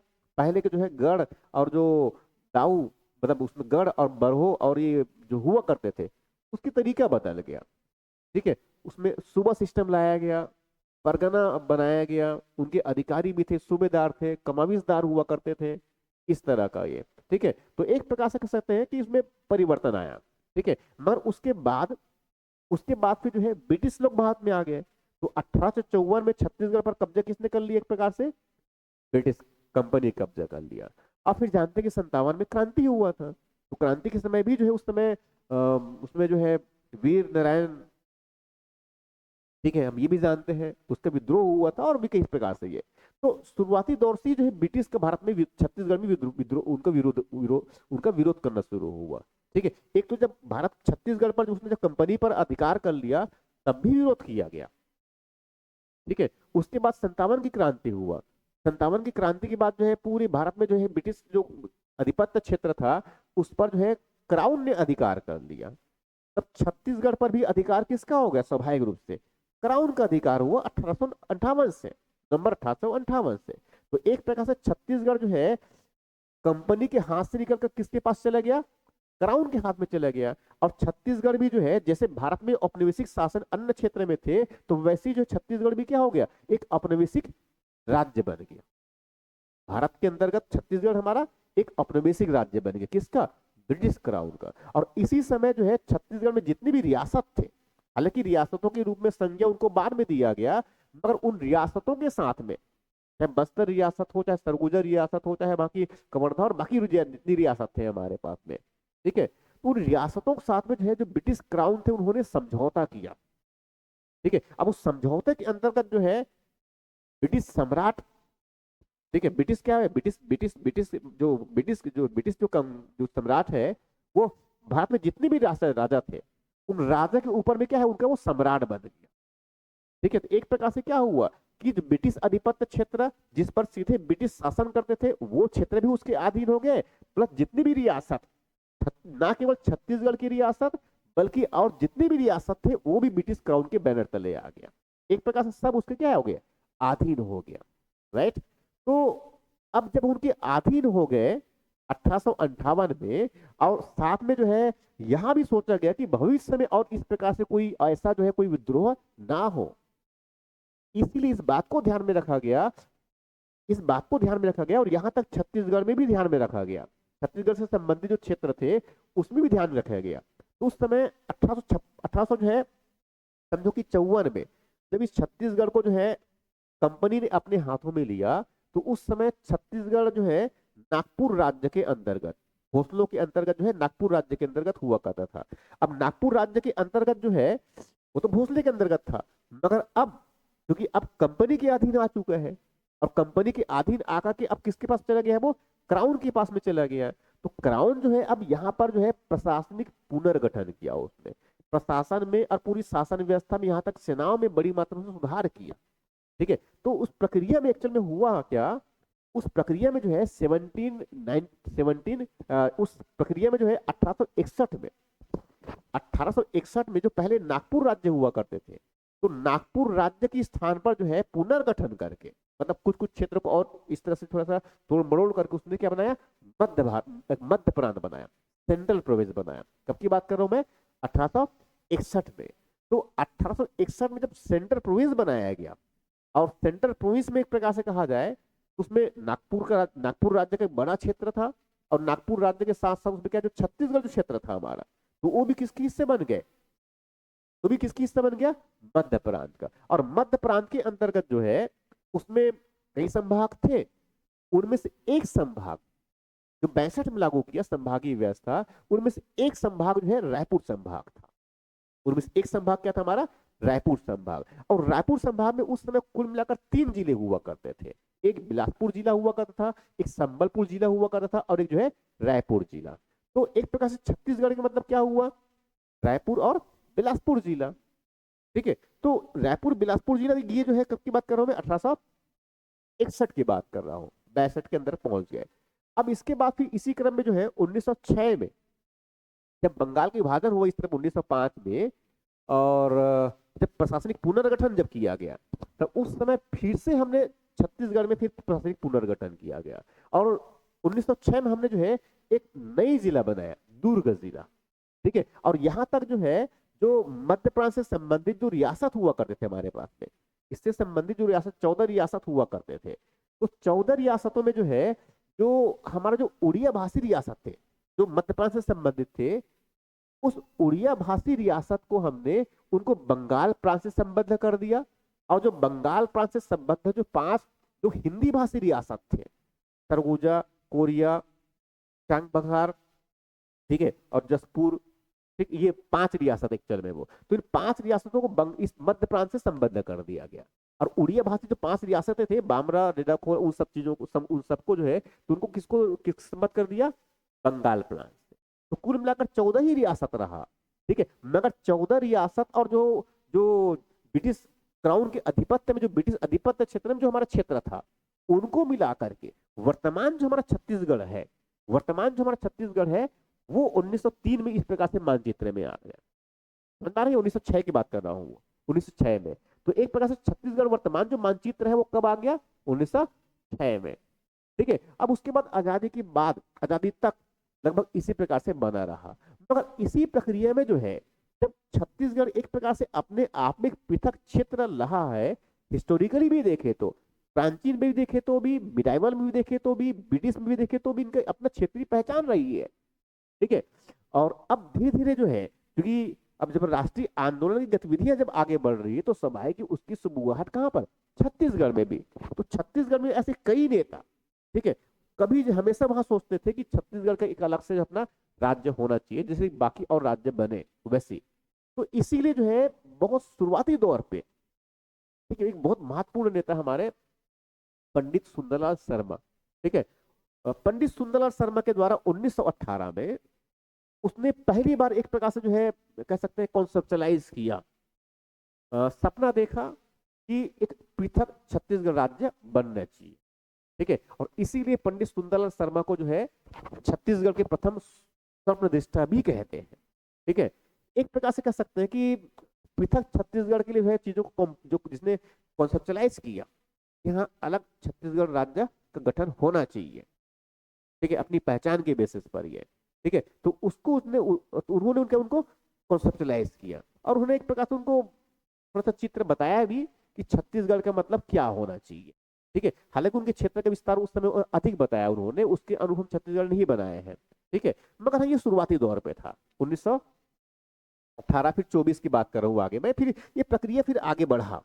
अब ये प्रक्रिया आगे बढ़ा, इसका मतलब ये है कि इसी क्रम में फिर 1939 में जो है एक त्रिपुरी अधिवेशन हुआ था कांग्रेस का। ठीक है, तो कांग्रेस के त्रिपुरी अधिवेशन में भी जो है त्रिपुरी अधिवेशन में जो है वहां पर नए पृथक छत्तीसगढ़ बनाने के लिए सुंदरलाल शर्मा ने फिर अपनी मांग प्रस्तुत किया, एक प्रस्ताव प्रस्तुत किया था, मगर वो सब कुछ ध्यान नहीं दिया गया उस समय। उसके बाद फिर 1946 में प्रक्रिया शुरुआत हुआ। 46 में जो है ठाकुर प्यारे लाल, बड़े महत्वपूर्ण नेता, ठीक है, उसने जो है छत्तीसगढ़ शोषण विरोधी मंच बनाया था, छत्तीसगढ़ शोषण विरोधी मंच। अब छत्तीसगढ़ शोषण विरोधी मंच का मतलब क्या है, छत्तीसगढ़ का शोषण हो रहा है, ठीक है, इसलिए उनको विरोध करते हैं। छत्तीसगढ़ को फायदा नहीं मिल रहा है ना, प्राकृतिक संपदा यहाँ पर बड़ी मात्रा में है, लोहे वगैरह बड़ी मात्रा में, कोयला वगैरह बड़ी बड़ी मात्रा में है, मगर उनको कोई लाभ नहीं मिल रहा है। ब्रिटिश लोग भारत के शोषण किए हैं लंबे समय तक ये। ठीक है, अब चलो उसके बाद अब हम आजादी तक पहुंच गए। ठीक है, अब भारत जो है जब स्वतंत्र हुआ तो देसी रियासतें भी स्वतंत्र हो गया। ठीक है, और देसी रियासतें जब स्वतंत्र हुए तो स्वाभाविक ही उनको विलय की प्रक्रिया शुरुआत हुआ, और हमने छत्तीसगढ़ में जितने भी रियासत थे, 14 रियासत थे, उन 14 रियासतों को हमने भारत संघ में मिलाया, और साथ में जो है छत्तीसगढ़।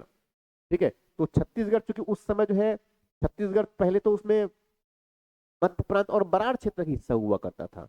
ठीक है, 1903 से एक्चुअली मध्य प्रांत और बराड़ क्षेत्र का हिस्सा हुआ करता था। ठीक है।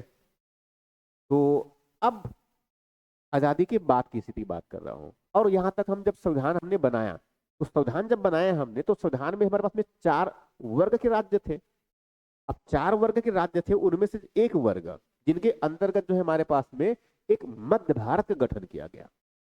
किसकी बात कर रहा हूं मैं? मध्य भारत। मतलब छत्तीसगढ़ जो है 1950 की स्थिति में किसके अंतर्गत है? मध्य भारत के अंतर्गत। और मध्य भारत से पहले वहां जो है मध्य प्रांत और बरार क्षेत्र के अंतर्गत था। और मध्य प्रांत और बरार क्षेत्र से पहले जो है वहां मध्य प्रांत के अंतर्गत था। और मध्य प्रांत से पहले ये छत्तीसगढ़ क्षेत्र किसके अंतर्गत? नागपुर राज्य के अंतर्गत। इस तरह से ये। तो अब 1950 की स्थिति में हमारे पास में छत्तीसगढ़ का अपना पृथक अस्तित्व में नहीं है। ठीक है। छत्तीसगढ़ में जो है उस समय कुल मिलाकर के देखा जाए तो एक तो बिलासपुर जिला, रायपुर जिला और 1906 वाला जो है दुर्ग जिला, 3 जिले थे। मगर चूंकि जब रियासतों को विलय किया गया, ठीक है, तो उनको या तो कुछ जिलों में मिला दिया गया कुछ को, और कुछ को जो है पृथक जिला बनाया गया। जैसे एक बस्तर जिला पूरा 1948 में समझ लो। ठीक है। और रायगढ़ जिला और एक सरगुजा जिला। तो सरगुजा रियासत और कुछ रियासतों को मिलाकर हमने क्या बना दिया? सरगुजा जिला बना दिया। ठीक है। और इस तरह रायगढ़ जिला बना दिया। ठीक है। और एक वैसी ही बस्तर जिला। तो कुल मिलाकर जो है तो 1950 में छत्तीसगढ़ में कितने जिले? 6 जिले। ठीक है। अब उसके बाद प्रक्रिया जब आगे बढ़ी तो हमने जिलों का भी पुनर्गठन किया। 73 में राजनांदगांव बना दिया गया। ठीक है। मगर हाँ, इसी प्रक्रिया में 1956 में जो है जानते हैं कि राज्य का पुनर्गठन किया गया। और उसके लिए जो है एक केंद्रीय स्तर में जो है एक राज्य पुनर्गठन आयोग का गठन भी किया गया था। राइट। 1953 में एक फजल अली की अध्यक्षता में एक राज्य पुनर्गठन आयोग भी गठित किया गया था। तो उस समय भी छत्तीसगढ़ लोग जो है, छत्तीसगढ़ के लोग उस समय, छत्तीसगढ़ के नेता जो है उनके पास पहुंचे थे उस कमीशन के सामने हमें भी अलग राज्य की गठन होना चाहिए छत्तीसगढ़ का भी। पर उसकी मांग पर उसमें ध्यान नहीं दिया गया। और जब उसके जो पहला राज्य पुनर्गठन जब किया, उनकी सिफारिशें लागू हुआ, तब ये जो छत्तीसगढ़ है हमारा, पहले जो मध्य प्रांत के अंतर्गत हुआ करता था, अब 1 नवंबर 1956 को जो है मध्य प्रदेश राज्य बनाया गया। तो छत्तीसगढ़ जो है किसके हिस्सा हो गया? मध्य प्रदेश का हिस्सा हो गया। छत्तीसगढ़ एक प्रकार से किसका हिस्सा हो गया? मध्य प्रदेश का। ठीक है। तो अभी भी छत्तीसगढ़ की मांग पूरा नहीं हुआ। 1 नवंबर जो है 1 नवंबर 1956 से मध्य प्रदेश का हिस्सा बन गया। अब उसके बाद प्रक्रिया वैसी जारी रहा। मध्य प्रदेश की राजधानी क्या था? भोपाल।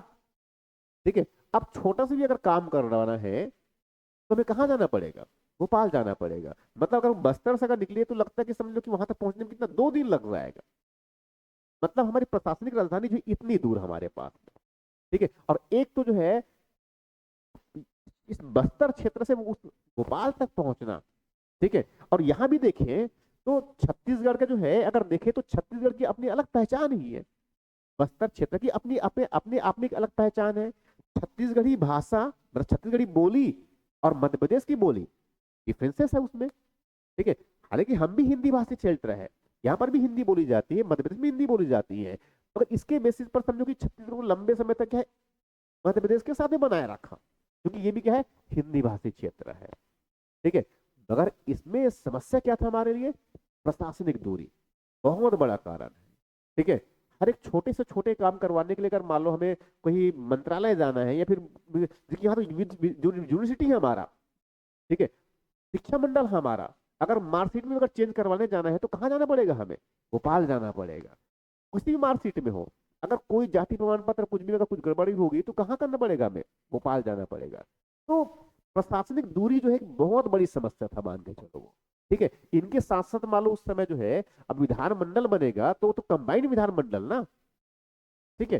तो विधानमंडल में भी देखें तो इस बात को ध्यान में रखना कि छत्तीसगढ़ का प्रतिनिधित्व वहां पर पर्याप्त हो रहा है, और जो जिन्होंने प्रतिनिधित्व किया हुआ है वो छत्तीसगढ़ की हर एक चीजों की बातें वहां पर ध्यान में रखे।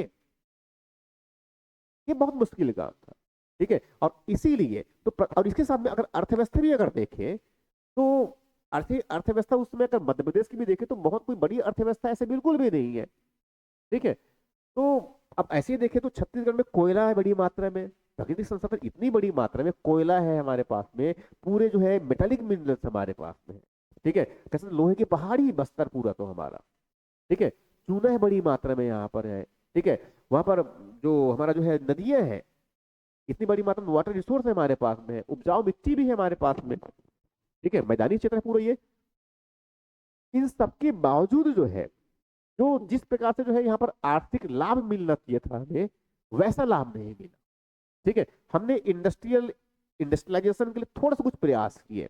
एक तो जो है बीएसपी प्लांट था हमारा, ठीक है, एक ये शुरुआत किया गया, और चूंकि कोयला मिलता है यहाँ पर, और इसी बेसिस पर हमने कोयले में जो है कोयले को उत्खनन भी किया हमने कोल लिमिटेड के थ्रू, और साथ में हमने कोयला बेस्ड हमने कुछ उद्योग लगाए, थर्मल पावर प्लांट बनाया हमने एनटीपीसी के थ्रू वो, ठीक है।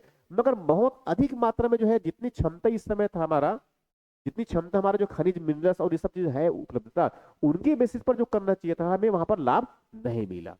मतलब एक प्रकार से छत्तीसगढ़ जो है, मध्य प्रदेश मतलब भोपाल, और उसमें जो जिस प्रकार से उद्योग का विकास हुआ, विस्तार हुआ, उसकी तुलना में छत्तीसगढ़ में जितने संसाधन थे, उसकी तुलना में छत्तीसगढ़ में उस अनुपात में हमारा विकास नहीं रहा, पूरा अवरुद्ध रहा। तो एक प्रकार से छत्तीसगढ़ क्या है, वो आर्थिक पिछड़ापन भी रहा। छत्तीसगढ़ एक प्रकार से क्या है, आर्थिक रूप से पिछड़ गया, ठीक है। तो ऐसे कई कारण थे, ठीक है। तो छत्तीसगढ़ के गठन के जो है कई कारणों में, तो एक तो बड़ा कारण क्या है, एक तो बड़ा कारण क्या है उनका, जो ऐतिहासिक आधार है,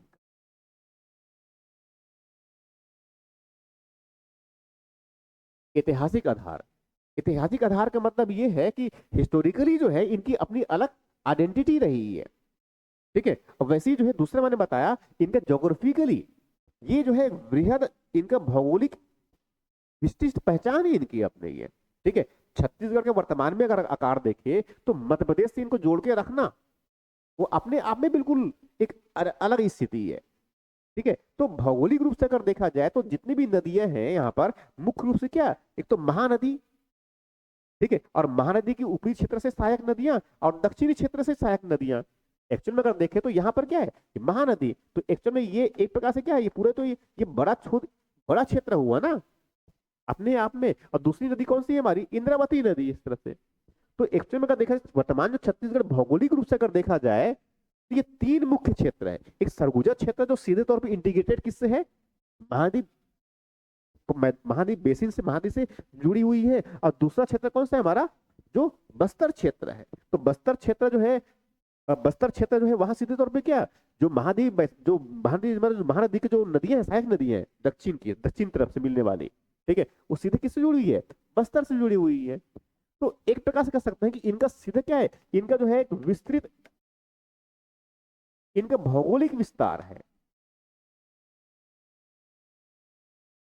विस्तृत भौगोलिक विस्तार है। मतलब छत्तीसगढ़ कोई छोटा क्षेत्र नहीं है, ठीक है। कई राज्य जैसे केरल है, गोवा है, तमिलनाडु इसमें उत्तराखंड है, ठीक है, सिक्किम है, उससे तो बड़े राज्य है, उससे तो बड़ा क्षेत्र है, उसके बावजूद इनको लंबे समय तक अलग राज्य नहीं बनाया गया, ठीक है। इनके साथ जैसे बताया मैंने, आर्थिक आर्थिक रूप से क्या है, पिछड़ते चले गए हम। आर्थिक पिछड़ापन नहीं, पहले पहले उसको प्रशासनिक दूरी,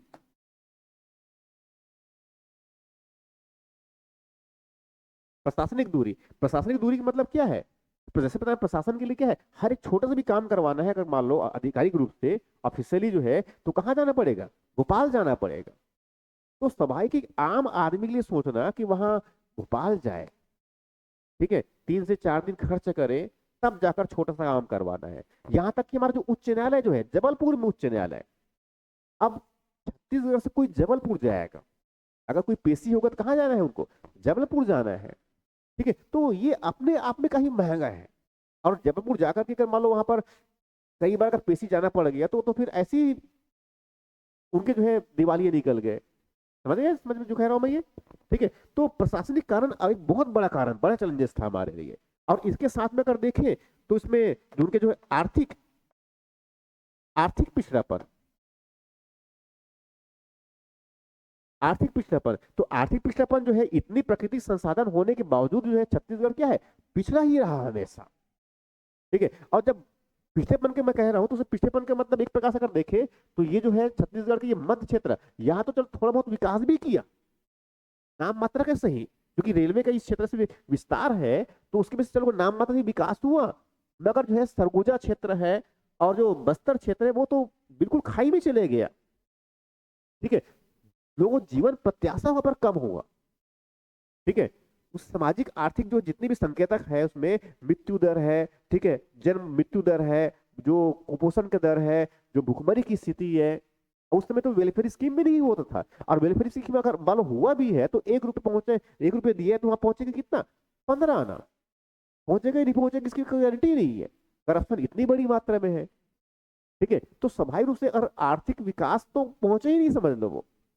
ठीक है, सरगुजा क्षेत्र और बस्तर क्षेत्र तो और बहुत दयनीय स्थिति में। ठीक है, और इसीलिए लंबे समय तक जो है ये पूरा क्षेत्र हमारा जो है पूरी तरह से एक प्रकार से कह सकते हैं कि आर्थिक पिछड़ापन का शिकार रहा। एक बड़ा कारण है भाई, अगर जब तक हम नए राज्य हम नहीं बनाएंगे अपने, हमारा जो है प्रशासनिक जो है दूरी जो है दो इतना है, जब तक वो नहीं बदलेगा हमारा, नहीं विकास कर पाएंगे। तो विकास की आवश्यकता भी हमें था कि हम नए राज्य की गठन करें। ठीक है, एक उनके बाद सबसे बड़ी चीज इनमें से कि जो छत्तीसगढ़ की जो है अपनी जो सामाजिक आर्थिक जो पिछड़ापन, ये तो आर्थिक पिछड़ापन हुआ, मगर इसके साथ साथ जो सामाजिक और जो सांस्कृतिक जो पहचान है, ये सामाजिक और जो है जो आर्थिक पिछड़ापन, ठीक है, दोनों एक साथ मिलिए। तो उसके बाद फिर इसका जो है इनका जो इसका सामाजिक और जो सांस्कृतिक पहचान। ठीक है, देखो छत्तीसगढ़ की जो है अपनी एक सामाजिक संरचना है, छत्तीसगढ़ की अपनी एक अलग सामाजिक संरचना। ठीक है, और छत्तीसगढ़ की अपनी एक विशिष्ट संस्कृति है। अब देखो छत्तीसगढ़ की संस्कृति में जो है एक तो महानदी है यहाँ पर, तो महानदी के बेसिस पर यहाँ पर संस्कृति बना है। और चूंकि यहाँ के मूल निवासी कौन है, आदिवासी है। ठीक है, तो छत्तीसगढ़ में एक प्रकार से अगर देखा जाए तो यहाँ पर जो है आदिवासियों की अपनी विशिष्ट पहचान है, और यहाँ जो है यहाँ पर आदिवासियों के साथ साथ क्या है, और भी कई क्षेत्र के वासी यहाँ पर है। ठीक है, तो कुछ इस तरफ जो है जब मराठा शासन यहाँ पर कर रहे थे तो उसमें मराठा लोग, मराठा मतलब क्या है उसमें जो उस क्षेत्र से यहाँ पर कुछ लोग आके के बसे यहाँ पर ये। ठीक है, साथ में बस्तर में भी उसमें आदिवासियों की अपनी पहचान भी बन गई है। ठीक है, साथ में जो है कुछ वैदिक मान्यताएं यहाँ पर भी है। राइट, तो यहाँ पर कुछ उसमें जो इस्लाम के अनुयायी यहाँ पर भी है। तो एक प्रकार से छत्तीसगढ़ में क्या है, अपनी एक विशिष्ट पहचान बना। मगर मूल रूप से छत्तीसगढ़ में क्या है, एक कह सकते हैं कि जो एक आदिवासी जो संस्कृति है उनकी अपनी विशिष्टता है। ठीक है, मगर इनके साथ में केवल आदिवासी संस्कृति ही नहीं है। ठीक है, इसमें गैर आदिवासी संस्कृति है, उनकी भी अपनी मिश्रण है ये। तो एक प्रकार से छत्तीसगढ़ में जो है सामाजिक और सांस्कृतिक रूप से क्या है, एक विशिष्ट पहचान है। जैसे कि छत्तीसगढ़ी बोली है, तो छत्तीसगढ़ी बोली इस पटुल कहाँ पर है? छत्तीसगढ़ में। ये इनकी विशिष्ट बनाता है ये छत्तीसगढ़ की जो है पहनावा। यहाँ तक कि छत्तीसगढ़ में गाँव की जो पहनावा जो है अपने आप में विशिष्ट है, इस तरह की अन्य क्षेत्र में कोई पहनावा नहीं है। यहाँ तक छत्तीसगढ़ में जो खान पान है इनका व्यंजन, छत्तीसगढ़ी व्यंजन है, ये अपने आप में छत्तीसगढ़ी है, इनका कोई विशिष्ट क्षेत्र से और उनका संबंध नहीं है। तो ये अपने आप में छत्तीसगढ़ को क्या है, एक विशिष्ट बनाता है ये। तो ऐसे कई कारण हैं, ऐसे कई कारण हैं। कई कारणों में जो है ऐतिहासिक आधार भी है हमारा राज्य के गठन का। ऐतिहासिक रूप से छत्तीसगढ़ पृथक रहा है। ठीक है, इनके साथ साथ भौगोलिक विस्तार, विस्तृत विस्तृत भौगोलिक विस्तार है इनका। तो छत्तीसगढ़ बहुत लंबे समय तक क्या है, लंबे समय क्या मुख्य है, एक बड़ा बृहद क्षेत्र है हमारा। कम से कम गोवा, केरला, सिक्किम, उत्तराखंड, ठीक है, ऐसे कई राज्य है, उससे तो बड़ा है। प्रशासनिक दूरी जैसे मैंने बताया बड़ा चैलेंजेस है अपने आप में ये। तो प्रशासनिक दूरी को कम करना ये अपने आप में जो है एक नए राज्य के गठन का एक बड़ा आधार है हमारे। आर्थिक पिछड़ापन, सामाजिक आर्थिक पिछड़ापन, ठीक है, ये अपने आप में क्या है, जब तक हम पृथक राज्य नहीं बनाएंगे हम कैसे विकास करें। ये सब कारण थे, और इन्हीं सब कारणों से जो है कई अलग अलग स्तरों में जो है राज्य, पृथक राज्य गठन का मांग उठता था। ये कई लोगों ने प्रयास किए। जिसने मैंने बताया कि 1940 में ठाकुर प्यारेलाल ने जो है छत्तीसगढ़ शोषण विरोधी मंच बनाकर के शुरुआत किया। उसके बाद फिर जो है कई जो है नेता जो है लगातार इसको काम किए, लगातार जो है नए राज्य के गठन के लिए प्रयास किए, और वही के परिणाम रहा कि फाइनली जो है 2000 में, फाइनली जो है 2000 में जो है जो नए राज्य के गठन के लिए वो प्रक्रिया शुरुआत हुई। और नए राज्य के गठन की जो प्रक्रिया है वो जानते हैं कि संविधान में, भारत के संविधान के भाग 1 में उल्लेखित है। ठीक है, नए राज्य के गठन की जो प्रक्रिया है,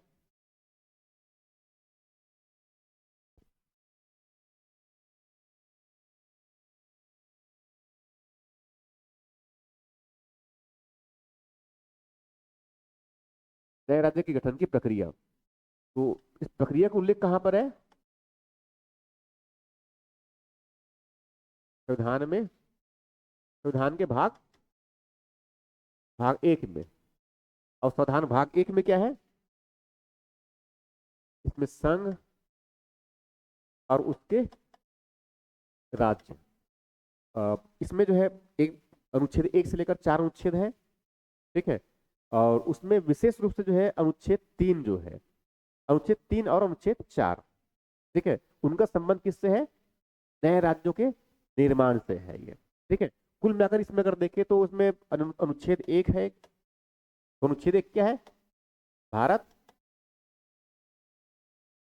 राज्यों का संघ होगा। ये पहली बात हो गया, पहले अनुच्छेद हुआ। इसमें अनुच्छेद 2 है, तो अनुच्छेद 2 भी क्या कहता है? ये नए राज्यों का प्रवेश संबंधित है और उनकी स्थापना संबंधित है।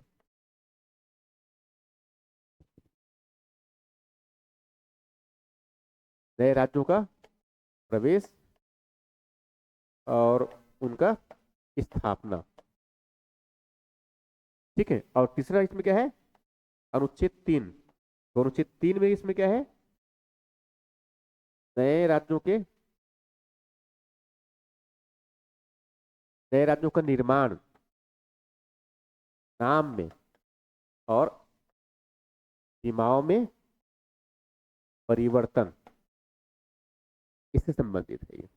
ठीक है, तो नए राज्यों का निर्माण या फिर वर्तमान राज्य, या फिर जो है, या फिर जो है वर्तमान राज्य, वर्तमान राज्य, वर्तमान जो नाम है या सीमाएं में उसे परिवर्तन करना है। इसका मतलब क्या है? जब नए राज्य को निर्माण करना है हमें, तो नए राज्य के निर्माण करने के लिए क्या तरीका हो सकता है? या तो कुछ क्षेत्र को हम प्रवेश करवा सकते हैं, ठीक है, या तो क्या है, उनकी स्थापना करके कर सकते हैं। तो हमने छत्तीसगढ़ के लिए ना तो प्रवेश करवाया है, ठीक है, और ना ही स्थापना कर दी है।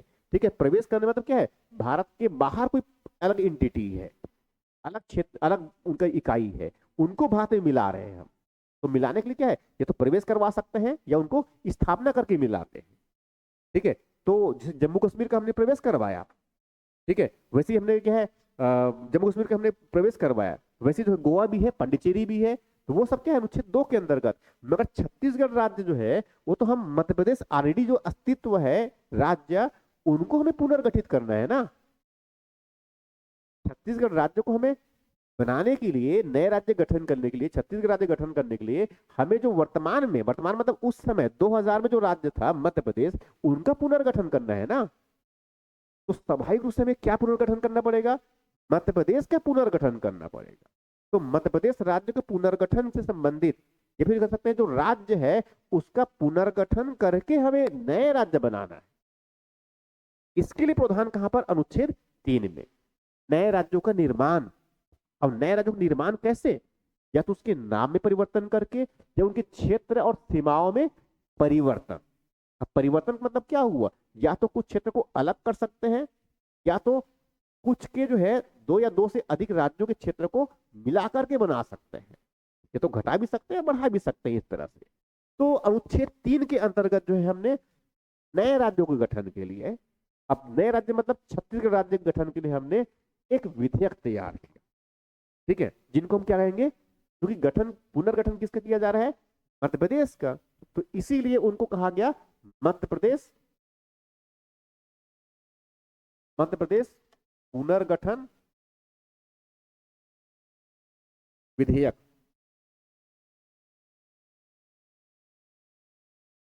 विधेयक 2000, विधेयक जो है 2000।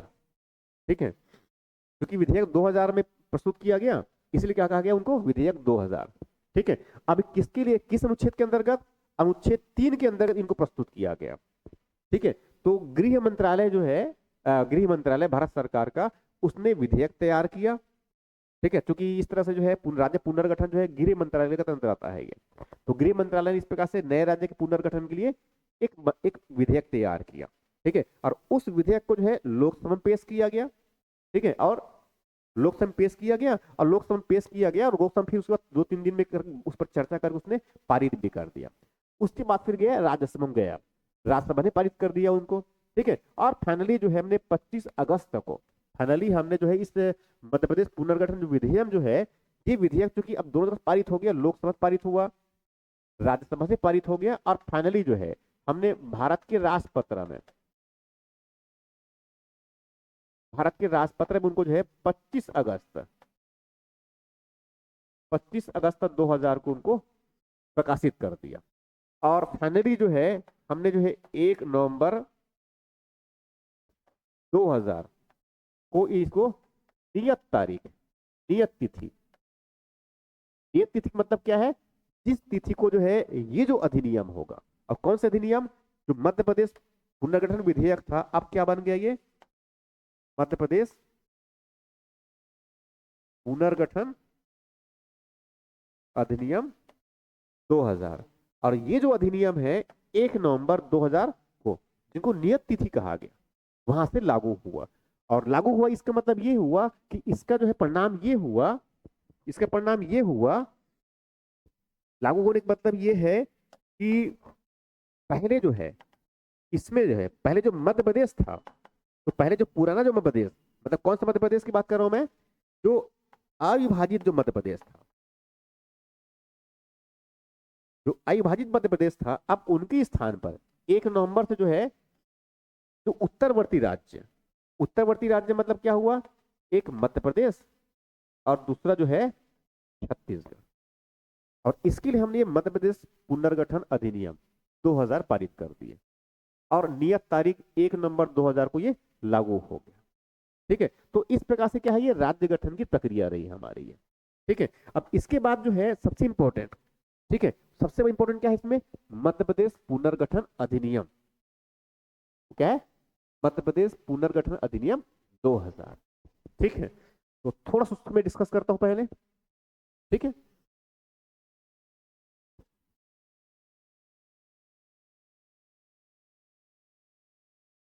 मध्य प्रदेश पुनर्गठन अधिनियम 2000।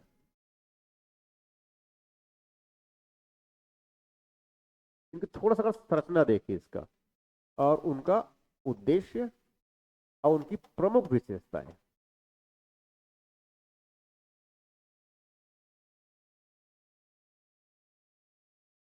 ठीक है, इस प्रकार से ये, अब इसमें जो है एक तो इनका उद्देश्य, तो मध्य प्रदेश पुनर्गठन अधिनियम 2000 क्या उद्देश्य है, क्या उद्देश्य होगा, जो विद्यमान जो मध्य प्रदेश है उस समय, उस मध्य प्रदेश राज्य का पुनर्गठन करना, और पुनर्गठन से संबंधित जो नए राज्य तो आएंगे ही आएंगे, उनका गठन भी करना है, मगर केवल गठन बस करने से जो है नहीं, उसमें और भी कई विषय होते हैं।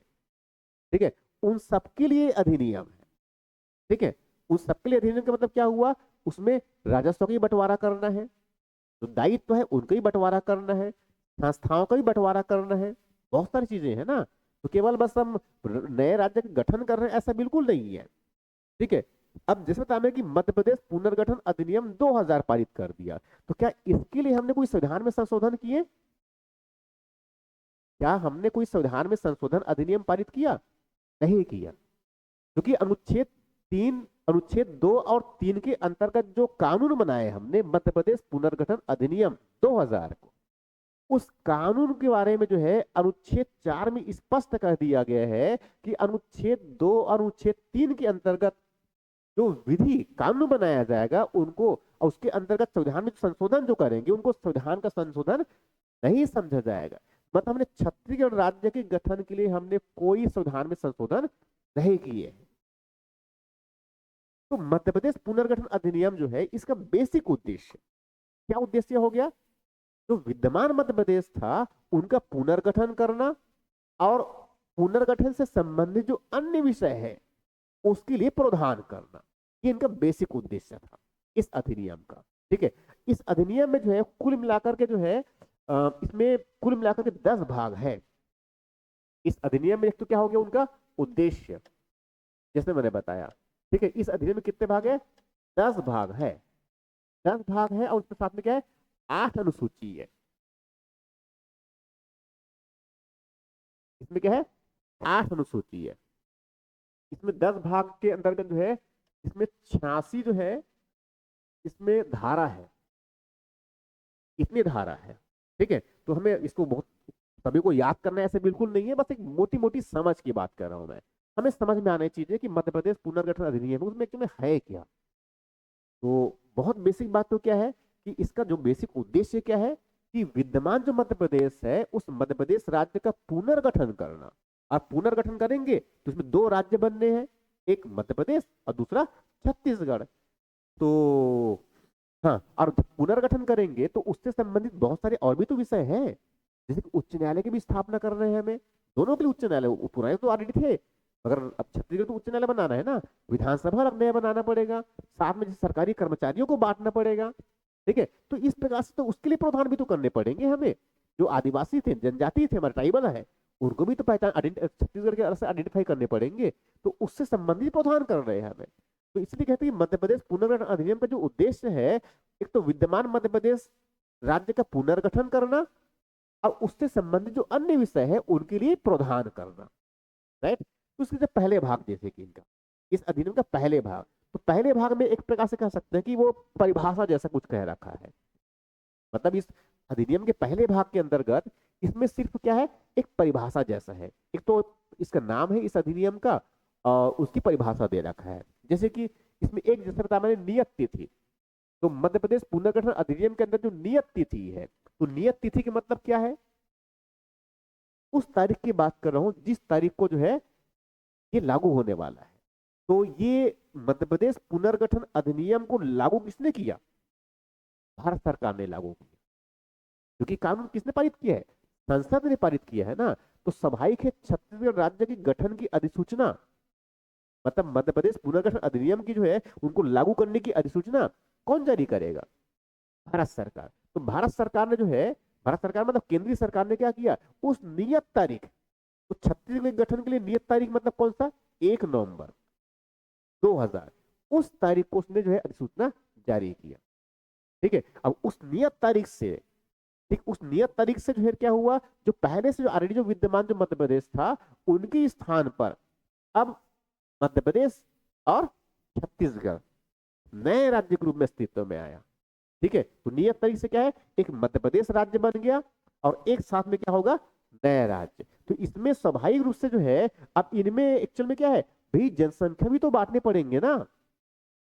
मध्य प्रदेश की जनसंख्या, तो विद्यमान जो मध्य प्रदेश था उस मध्य प्रदेश की जनसंख्या को भी क्या है, बांटना पड़ेगा। तो जनसंख्या को भी क्या है, बांटा गया। यहाँ तक कि जो है विधानमंडल है, तो विधानमंडल जो है, तो एक तो क्या है, जो विधानमंडल था पहले से ऑलरेडी मध्य प्रदेश के अंतर्गत, उस विधानमंडल को एक नए विधानमंडल सृजन भी करना पड़ेगा, उसमें साथ में उनको बांटना पड़ेगा। जो पुराना था मध्य प्रदेश राज्य, अब पुराना मध्य प्रदेश के स्थान पर क्या आएगा, नया उत्तरवर्ती राज्य आएगा, सक्सेसर स्टेट आएगा। और सक्सेसर स्टेट, स्टेट का मतलब क्या है, जो उत्तरवर्ती राज्य मतलब कौन सा हुआ, छत्तीसगढ़। ये अस्तित्व में आया ना, मध्य प्रदेश तो था ही ऑलरेडी। ठीक है, तो उत्तरवर्ती राज्य मतलब क्या है, छत्तीसगढ़ राज्य। मध्य प्रदेश अधिनियम के अंतर्गत, मध्य प्रदेश पुनर्गठन अधिनियम के अंतर्गत उत्तरवर्ती राज्य मतलब क्या, छत्तीसगढ़। क्योंकि छत्तीसगढ़ अस्तित्व में आया ना, किससे, छत्तीसगढ़ को क्षेत्र क्या है, एक अंतरित किया गया, एक प्रकार से उनको ट्रांसफर किया गया कह सकते हैं। तो अंतरित राज्य के अंतर्गत क्या है, जो मध्य प्रदेश जो है क्षेत्र वो अंतरित किया गया, किसको, छत्तीसगढ़ को।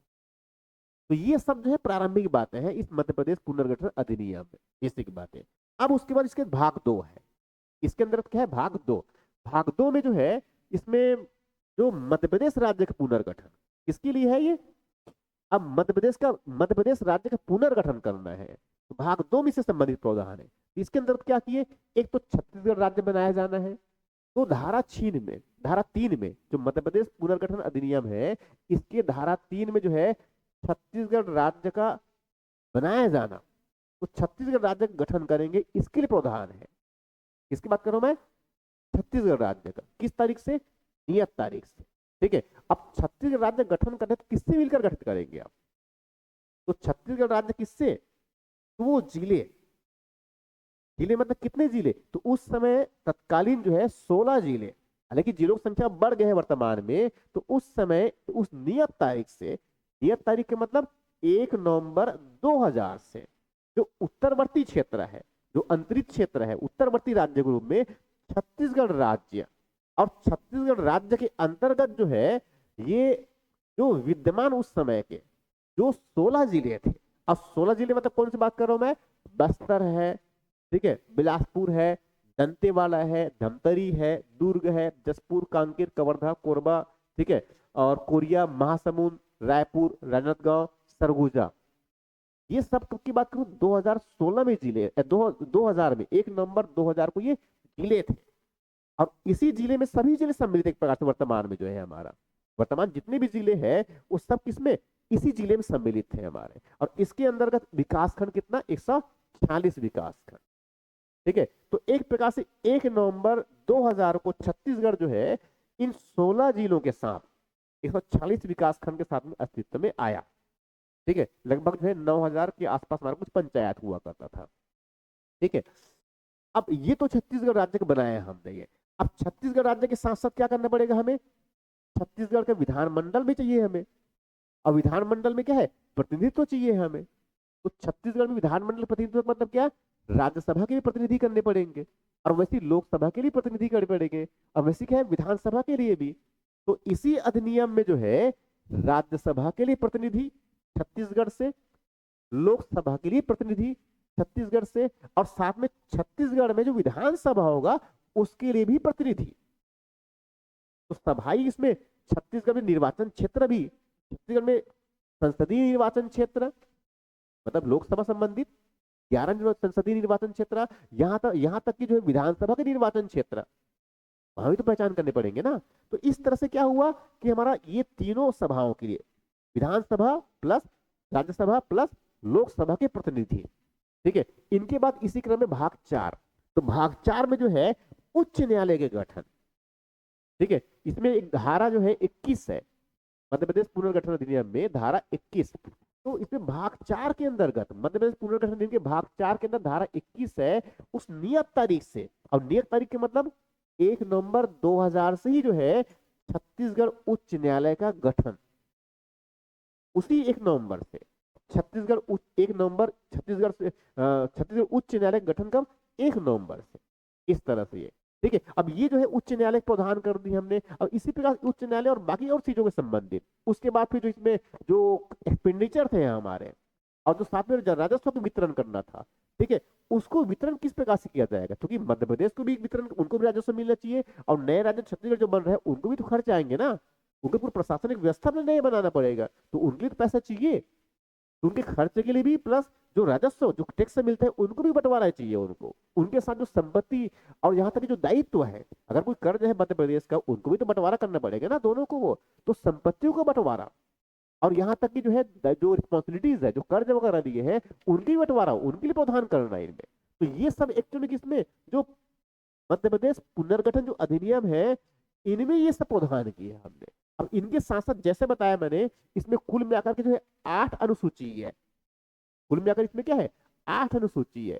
तो पहली अनुसूची में तो ठीक है, जो उस समय सदस्य थे, जो ऑलरेडी मध्य प्रदेश विधानसभा के मेंबर थे, और या फिर जो उसमें संसद में जो मेंबर थे, उनको हमने एक प्रकार से उससे संबंधित प्रावधान कर रखे हैं, जो पहली अनुसूची उसके अंतर्गत।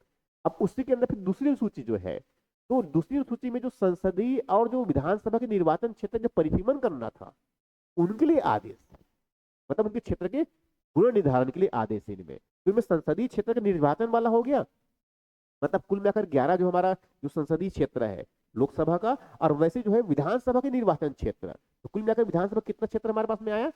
90 विधानसभा क्षेत्र। ठीक है, तो मनेन्द्रगढ़ से लेकर कहां तक? कोटा तक, इस तरह से ये। अब उसके बाद फिर जो है इसमें उसके बाद फिर जो तीसरी जो अनुसूची है, तो तीसरी अनुसूची में जो है जो अनुसूचित जनजाति है उनके लिए संवैधानिक आदेश, क्योंकि उसमें जो है छत्तीसगढ़ में जो है जो अनुसूचित जनजाति होंगे उनको तो आइडेंटिफाई करना पड़ेगा ना, पहले मध्य प्रदेश के अंतर्गत था, तो उसके लिए मध्य प्रदेश उससे संबंधित मध्य प्रदेश राज्य के लिए संविधान अनुसूचित जाति अनुसूचित जनजाति आदेश और यहां तक कि अनुसूचित जाति आदेश, क्योंकि एसटी को भी आइडेंटिफाई करना पड़ेगा छत्तीसगढ़ के लिए और एसटी को भी आइडेंटिफाई करना पड़ेगा। तो तीसरी अनुसूची के अंतर्गत जो संविधान अनुसूचित जाति आदेश 1950 में संशोधन किया गया और राष्ट्रपति के द्वारा जो है जो अनुसूचित जाति छत्तीसगढ़ के लिए एक संशोधन आदेश जारी किया गया, उसमें 43 जो है जातियों को 43 जाति उनको छत्तीसगढ़ में एससी के अंतर्गत सम्मिलित किया गया। समझ आ रही है? तो इसके लिए संवैधानिक एक आदेश, राष्ट्रपति एक संवैधानिक आदेश जारी करता है। तो 1950 में जो आदेश जारी किया था उसमें संशोधन किया गया, किसके लिए? एससी के लिए। और वैसे जो है जो अनुसूचित जनजातियों के लिए एक संवैधानिक आदेश में संशोधन किया गया। तो अब संविधान अनुसूचित जनजाति संशोधन आदेश 1950 में जो पहली बार जारी किया था राष्ट्रपति ने, उसमें संशोधन किया गया और मध्य प्रदेश के लिए भी प्रावधान और साथ में वैसी छत्तीसगढ़ के लिए। तो छत्तीसगढ़ में कुल मिलाकर जो है जो 42 जनजाति है उनको छत्तीसगढ़ की जनजातियों के रूप में सम्मिलित किया गया। तो अनुसूचित जाति कितने कितने आइडेंटिफाई किया गया? 43 और अनुसूचित जनजाति कितने? 42। ठीक है, तो ये सब किसमें किसमें मिलेंगे हमें? ये मध्य प्रदेश पुनर्गठन अधिनियम में। तो ये सब जो है हमारी मध्य प्रदेश पुनर्गठन अधिनियम की विशेषताएं हैं। राइट, तो चीजों को हमें इस प्रकार से समझना है एक्चुअल में। ये तो आज हमने एक्चुअल में क्या क्या समझ लिए? दो चीज समझे एक्चुअल में। एक 8वें वेतन आयोग के बारे में डिस्कस किया मैंने, ठीक है, और इसमें जो है प्रश्न पूछते भी है, इसमें प्रश्न पूछते हैं तो प्रश्न बहुत सिंपल तरीके के प्रश्न है, इसमें बहुत सिंपल प्रश्न आते हैं इनमें। जैसे कि ये प्रश्न इसमें 8वें वेतन आयोग वाला है और इस प्रश्नों को बहुत आसानी से हल किया जा सकता है। ठीक है, 8वें वेतन संबंधी कथन पर विचार करिए तो हाल ही में केंद्रीय मंत्रिमंडल ने 8वें वेतन आयोग के गठन की मंजूरी दिया। सही बात है, यहाँ एक अस्थायी निकाय है, ये बात बिल्कुल सही है। ठीक है, यह केंद्र सरकार के कर्मचारियों और पेंशनर के वेतन व अन्य लाभों में बदलाव के संबंध में सिफारिश करेगा। सभी सही है, तीनों सही है, चारों सही है इसमें। ठीक, उत्तर क्या आ जाएगा इसका? उपयुक्त सभी।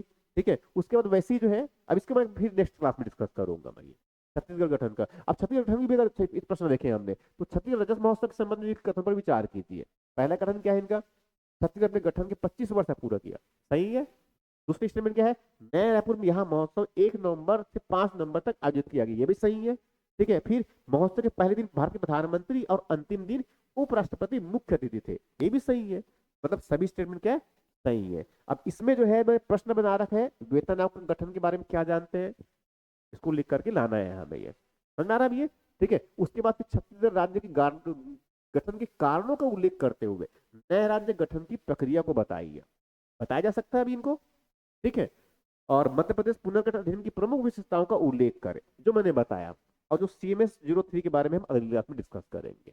ठीक है, तो ये जो है समझ लो कि इसमें जो GS पार्ट है हमारा, जो करंट जो सुर्खियों जो आई अलग अलग प्रकार से, हम उनको डिस्कस करेंगे, मगर उनके डिजिटल पार्ट को भी हम डिस्कस करेंगे। तो करंट में जो चीजें चल रही है वो तो समझेंगे, मगर साथ में जो ट्रेडिशनल पार्ट है उनको भी समझेंगे वो।